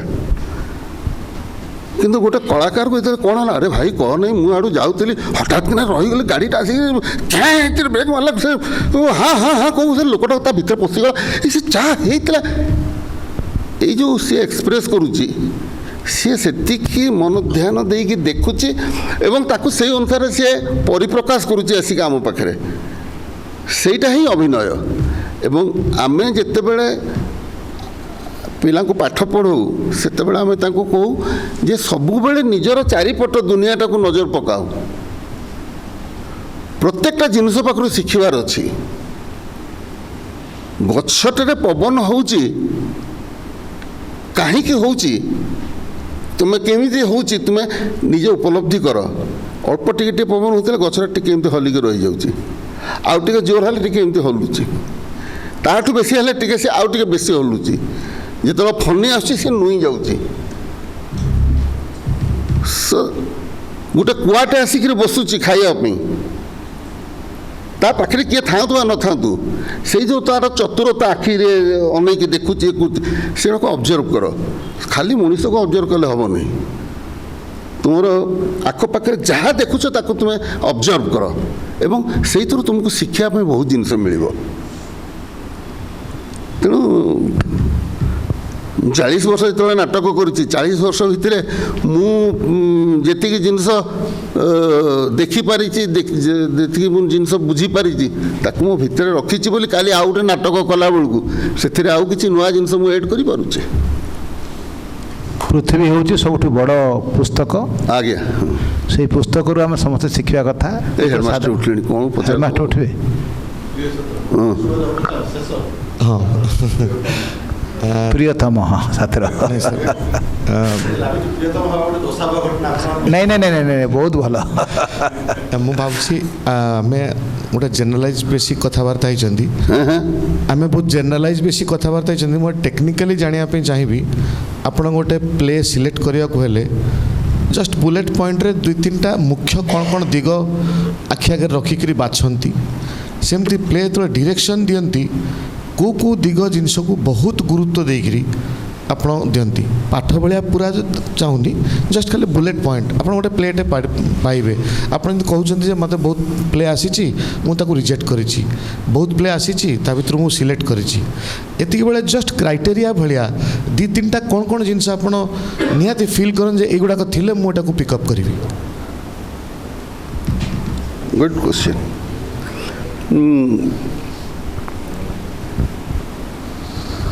ଏଇ ଟିକେ ଆଗରୁ ମୁଁ କହିଲି ଯେ ଗୋଟେ ଆକ୍ସିଡେଣ୍ଟରେ ଗୋଟେ ସାଧାରଣ ଲୋକ ଦେଖିଲା ଆଉ ଗୋଟେ ଅନୁଭବୀ କଳାକାର ଦେଖିଲା, ଦୁଇ ଜଣଙ୍କର ଏକ୍ସପ୍ରେସନର ଭଙ୍ଗୀ ଭିନ୍ନ ଭିନ୍ନ ପ୍ରକାରର। ଗୋଟେ କାହାଣୀଟେ ଲେଖା ହେଇଛି, ସେଥିରେ କେଉଁ ଜିନିଷ ପରିପୂର୍ଣ୍ଣ ନୁହଁ। ଯାହା ଗୋଟେ ସିଏ ସିଚୁଏସନ୍ ତିଆରି କରିବା ପାଇଁ ଯାଉଛନ୍ତି ଅଧାରୁ ଛାଡ଼ି ଦେଇକି ଆଉ ଗୋଟେ କୁଆଡ଼େ ପଳେଇଗଲେଣି। ଫାଇନାଲି ଦେଖିଲା ବେଳକୁ ସେ ଷ୍ଟୋରି ଡଜଣ୍ଟ ସେ ଏନିଥିଙ୍ଗ। ମୋତେ ସେମିତିକା କାହାଣୀ ଭଲ ଲାଗେନି। କାହାଣୀଟା ପଢ଼ି ସାରିଲା ପରେ ଓହୋ ସିଏ ଏଇଆ କହିବା ପାଇଁ ଚାହୁଁଛି, ଏଇଆ ଯଦି ମନକୁ ନ ଆସିଲା ତାହେଲେ ସେ କାହାଣୀକୁ ନେଇକି ନାଟକ କରିବାର କୌଣସି ଯଥାର୍ଥତା ନାହିଁ। ଏବଂ ଯେତେବେଳେ ମୁଁ କାହାଣୀଟା ପଢ଼ୁଛି ତା ଭିତରେ କିଛି ମୁଁ ନାଟକୀୟତା ପାଉଛି କି ନାହିଁ, ଡ୍ରାମାଟିକ୍ ଏଲିମେଣ୍ଟ କିଛି ପାଉଛି କି ନାହିଁ ସେଇଟା ବି ଦେଖେ। ଯଦି ନାହିଁ ତାକୁ କେଉଁଠି କେଉଁଠି ଇମ୍ପ୍ରୁଭ୍ କରି ହେବ କି, ହେଲେ ମୁଁ ସେ କାହାଣୀଟାକୁ ନାଟକ କରିବି ବୋଲି ଚିନ୍ତା କରେ। ତାପରେ ମୋର ନାଟକ କରିବା ଷ୍ଟାଇଲ୍ ଯେଉଁ, ସେଥିରେ ମୁଁ କୁହନ୍ତୁ 10ଟା ଖଣ୍ଡେ ସିଏ ଲୋକେସନ୍ ଦେଇଛନ୍ତି, ତାକୁ ନେଇକରି ନାଟକ କରିବା ମୋ ପାଇଁ ଭାରି କଷ୍ଟକର। ତେଣୁ ଲିମିଟେଡ୍ ଲୋକେସନ୍ ଭିତରେ ଘଟଣାଟା ଘଟୁଥିବ ତାହେଲେ ମୁଁ ତାକୁ ନେଇକରି କରିବା ପାଇଁ ବେଶୀ ଉଚିତ ମନେ କରେ। ଆଜିକାଲି ତ ଯେଉଁ ପିଲାମାନେ କରୁଛନ୍ତି ସେମାନେ 30ଟା 20ଟା ଲୋକେସନ୍ ନେଇକି ବି କରିପାରୁଛନ୍ତି ଏବଂ କରୁଛନ୍ତି। ମୁଁ ମୋର ଅଜ୍ଞତା ସେଠି ମୁଁ ପ୍ରକାଶ କରୁଛି, ମୁଁ ସେମିତିକା ନାଟକ କରିପାରେନି। ତେଣୁ ଡେଫିନାଇଟଲି ଏତିକି ଜିନିଷ ଥିଲେ ମୁଁ ତାକୁ ନେଇକରି ନାଟକ କରିପାରିବି, ଏଇ ଆମର ଚିନ୍ତାଧାରା।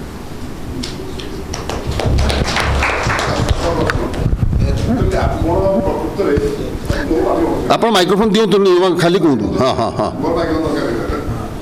ଆପଣ ପ୍ରକୃତରେ ନାଟ୍ୟ ବ୍ୟକ୍ତିତ୍ୱ ବୋଲି ନିଜକୁ ଗର୍ବାନ୍ୱିତ କରନ୍ତି ନା ଚଳଚ୍ଚିତ୍ର ହିରୋ ବୋଲି? ହଁ ହଁ ହଁ। ଚଳଚ୍ଚିତ୍ରରେ ଅଭିନୟ କରି ମୁଁ ଚଳଚ୍ଚିତ୍ର ଅଭିନେତା ଏପର୍ଯ୍ୟନ୍ତ ହେଇପାରିନି ସମ୍ପୂର୍ଣ୍ଣ ମାତ୍ରାରେ। ଅନୁଭବ ବିଜୟ ମହାନ୍ତି ଯେମିତିକା ତାଙ୍କର, ମୁଁ ସେମିତିକା ନୁହଁ। ବା ନାଟ୍ୟ ଜଗତର ବ୍ୟକ୍ତିତ୍ୱ ବୋଲି ମୁଁ ନିଜକୁ, ଆପଣମାନେ ଯେଉଁଠି ଅଛନ୍ତି ମୁଁ ବ୍ୟକ୍ତିତ୍ୱ ନିଜକୁ, ମୁଁ ଜଣେ ନାଟ୍ୟକର୍ମୀ ଏବଂ ମୁଁ ଚାହୁଁଛି ନାଟକର ଉନ୍ନତି ହେଉ। ପ୍ରକୃତରେ ଅଭିନୟ କରିବାକୁ ସୁଯୋଗ ଦିଆଯିବ, ନିଜେ ଅଭିନୟ କରନ୍ତି, କରିପାରିବେ କି ସାର୍? ହଁ ହଁ କରିବେ। ଆରେ ସେଇଟା କ'ଣ ଠିକ୍? ହଁ ହଁ ଆରେ ସେ ଫୁଟବଲ ଖେଳିବା ପାଇଁ ଯେତେବେଳେ ଯାଆନ୍ତି ପଡ଼ିଆରେ ଠିଆ ହେବା ପର୍ଯ୍ୟନ୍ତ ସେମାନେ ଆଣ୍ଠୁ ଥରେ ପଡ଼ିଆରେ ବଲ୍ଟା ଗଡ଼ିଲେ ସେ ଅଟୋମେଟିକ୍ ଦୌଡ଼ନ୍ତି ବୁଝିଲେ। ଆପଣଙ୍କର ଆଗାମୀ ନାଟକଟା କ'ଣ ଆଉ ସେଟାକୁ ଆପଣ ବାଧ୍ୟରେ କରୁଛନ୍ତି ନା ନିଜ ଆଗ୍ରହରେ କରୁଛନ୍ତି?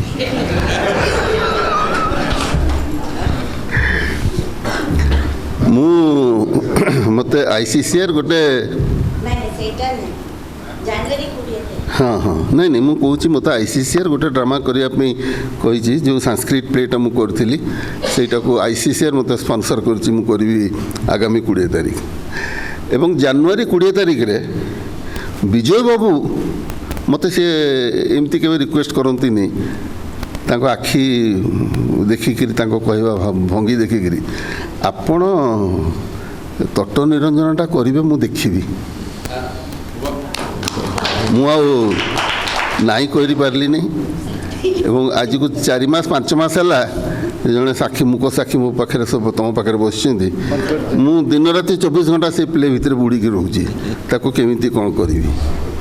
ସିଏ ସେଠୁ ମୋତେ ଗୋଟେ ମାନେ ଅନ୍ଧକୁ ହାତୀ ଦେଖେଇଲା ଭଳିଆ ସିଏ ସେ ବହି ଯେତେବେଳେ ପଢ଼ିଦେଲି ମୁଁ ତ ତା'ର ଆଦି ଅନ୍ତ ପର୍ଯ୍ୟନ୍ତ ପାଇନି, ଖୋଜୁଛି ତଥାପି। ଏବଂ ସିଏ ମୋତେ ଗୋଟେ CDଟେ ଦେଇଦେଲେ ନର୍ଥ ଇଷ୍ଟରେ କିଏ ଗୋଟେ କରିଥିଲା ମିଜୋରାମରେ। ସେଠୁ ମୁଁ ସେ CDଟା ଦେଖିଲି ପ୍ରଥମ ଥର ଦେଖିକି ଭାଷା ତ ବୁଝିପାରୁନି। ତାପରେ ସେକେଣ୍ଡ ଟାଇମ୍ ଦେଖିଲି, ଥାର୍ଡ଼ ଟାଇମ୍ ଦେଖିଲି ବିଜୟ ମିଶ୍ରଙ୍କର ସ୍କ୍ରିପ୍ଟ ସେଠି କିଛି ନାହିଁ।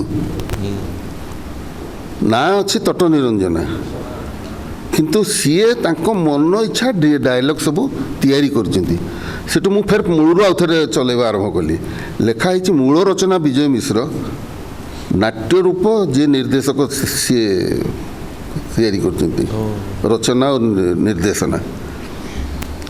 ମୁଁ କିନ୍ତୁ ବିଜୟ ବାବୁ ଯେଉଁ ଚିନ୍ତାଧାରାଟିରେ ଲେଖିଛନ୍ତି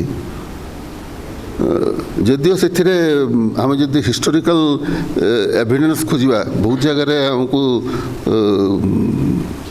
ସନ୍ଦେହ ଆମ ମନ ଭିତରକୁ ଆସୁଛି। ତଥାପି ସେଇ ନାଟକଟିକୁ ମୁଁ ତିଆରି କରିବା ପାଇଁ ଚେଷ୍ଟା କରୁଛି, ଆପ୍ରାଣ ଚେଷ୍ଟା କରିବି ତାକୁ ସକ୍ସେସଫୁଲ୍ କରିବା ପାଇଁ।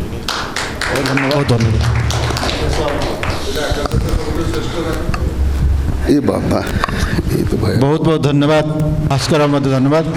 ଶେଷରେ ଖାଲି ମୁଁ ଗୋଟେ ପ୍ରଶ୍ନ ଗୋଟେ ପ୍ରସ୍ତାବ ରଖିବି। ଯାହା ଅଜିତ ବାବୁ କହିଲେ ସାମୁଏଲ ସାହୁ କେମିତି ଥିଲେ, କେମିତି ଅଭିନୟ କରୁଥିଲେ, ଆଜି ତାଙ୍କଠୁ ଶୁଣିକରି ଲୋକମାନେ ଗୋଟେ ଚେହେରା ଆଙ୍କୁଥିବେ। ଆଉ କିଛି ଦିନ ଗଲା ପରେ ହୁଏତ ସେ ବି ମନେ ପଡ଼ିବ ନାହିଁ। ତେଣୁ ତାଙ୍କ ପାଖରେ ଯେହେତୁ ଶ୍ରୀମତୀ ମାୟା ଦାସ ଅଛନ୍ତି ଏବଂ ତାଙ୍କର ମଧ୍ୟ ନିଜର ସେ ଦକ୍ଷତା ଅଛି ଅଧ୍ୟାପକ ଭାବରେ, ସେ ତାଙ୍କର ନାଟ୍ୟକର୍ମୀର ଜୀବନ ଆତ୍ମଜୀବନ ଭାବରେ ତାଙ୍କର ମେମୋରିସ୍ ଏବଂ ଜୀବନ ସ୍ମୃତି ଲେଖିବା ଆରମ୍ଭ କରିବା ଦରକାର। କାରଣ ଲେଖିଲେ ଆମେ ବହୁତ ଗୁଡ଼ିଏ କଥା ଆଜି ଘଣ୍ଟା ଭିତରେ ସବୁ କଥା ଆମେ ତ ଜାଣିପାରିଲୁନୁ। ଏଥିରୁ ଯାହା ଜାଣିଲୁ ବିରାଟ କୋଲାଜର ଗୋଟେ ଛୋଟ କଟ୍ଆଉଟ୍, କିନ୍ତୁ ମୁଁ ଭାବୁଛି ସେ କୋଲାଜଟା ରହିବ। ତେଣୁ ମୋର ଅନୁରୋଧ ଆପଣ ତାକୁ ଆରମ୍ଭ କରିବା, ଆଉ ବେଶୀ ଡେରି କରିବେ ନାହିଁ, ଏବେଠୁ ଆରମ୍ଭ କରିଦିଅନ୍ତୁ। ଏବଂ ସେ ଦିଗରେ ଯଦି ଆଜିର ନାଟ୍ୟଚକ୍ର ମଧ୍ୟ ଆପଣ ଟିକେ ଉତ୍ସାହିତ ଦେଇଥିବ ତାହେଲେ ମଧ୍ୟ ଆମର ସେଇଟା ଗୋଟେ ଆନନ୍ଦର କଥା। ମୁଁ ପୁଣି ଥରେ ଆପଣମାନେ ସମସ୍ତଙ୍କୁ ଆପଣଙ୍କର ଧୈର୍ଯ୍ୟ, ଉପସ୍ଥିତି ଏବଂ ସହଯୋଗ ପାଇଁ ସାର୍ ଏଇ ବିଷୟରେ କହିପାରିବେ? ହଁ ହଁ, ପଦେ କାହିଁ ଦୁଇ ପଛରେ ମୋତେ ଦେଖାଗଲାଣି ସେଇଠି ସୂର୍ଯ୍ୟ ବୁଡ଼ିବାକୁ ବସିଲେଣି ଆଉ ଗୁଡ଼ାଏ କାମ ରହିଯାଇଛି, ସବୁତକ ସାରିବି ସୂର୍ଯ୍ୟ ବୁଡ଼ିବା ପୂର୍ବରୁ। ନା ଆପଣ ସେଇଟା ଲେଖିଲେ ହିଁ ଆପଣଙ୍କର ବଦନାମ ଖାତାର ଠିକ୍ ଭାବରେ ଆପଣ ତାର ଜବାବ ଦେଇପାରିବେ। ଆପଣ ବଦନାମ ଖାତାର ରଖିକରି ରଖନ୍ତୁ। କାରଣ ଦେଖନ୍ତୁ ଗୋଟିଏ ଧାଡ଼ି ବାପା ଲେଖୁଥିଲେ ବୋଲେ ଧାଡ଼ିଏ ଧାଡ଼ିଏ, ସେ ଗୋଟେ ଧାଡ଼ି ଆଜି ମନେ ପଡ଼ିଲା ବେଳକୁ ଆପଣ ତା ଭିତରେ ଗୋଟେ ମନ୍ତ୍ରଟେ କହିଦେଲେ ଆପଣ ଗୋଟେ ତାପରେ ସୂତ୍ର ଜାଣିଯାଏ। ମୁଁ ଭାବୁଛି ଆପଣ 100ଟା ପୃଷ୍ଠା ଲେଖନ୍ତୁ, 50 ପୃଷ୍ଠା ଲେଖନ୍ତୁ ଏବଂ ତାପରେ ଆପଣଙ୍କର ଛାତ୍ରଛାତ୍ରୀମାନେ ଅଛନ୍ତି ସେମାନେ ସହଯୋଗ କରିବେ। ଏବଂ ମୁଁ ଜଣେ ଲେଖକ ଭାବରେ ମୋର ଅନୁରୋଧ ରହିବ, କାରଣ ଅନେକ କଥା ସବୁ ଆମର ପବନରେ ଉଡ଼ିଯାଏ, କିନ୍ତୁ ରହିଥିଲେ ଆପଣ ଦେଖିବେ ରାଜେଶ ଖାନ୍ନାଙ୍କର ବହି ବା ଦିଲ୍ଲୀପ କୁମାର ବହି ଅଟୋବାୟୋଗ୍ରାଫି ଏବଂ ସେଗୁଡ଼ିକ ଭାରି ସହାୟକ ହୋଇଥାଏ ସେ ଭାଷାକୁ ବୁଝିବା ପାଇଁ, ସେ ରାଜ୍ୟକୁ ବୁଝିବା ପାଇଁ ଏବଂ ତା ନାଟ୍ୟ ପରମ୍ପରାକୁ ମଧ୍ୟ ବୁଝିବା ପାଇଁ। ଯଦି ହୋଇପାରିବ ତାହେଲେ ଆମେ ବହୁତ ଖୁସି ହେବୁ। ପୁଣି ଥରେ ଆପଣମାନଙ୍କୁ ସମସ୍ତଙ୍କୁ ଧନ୍ୟବାଦ ଦେଉଛି। ଶୁଭରାତ୍ରି।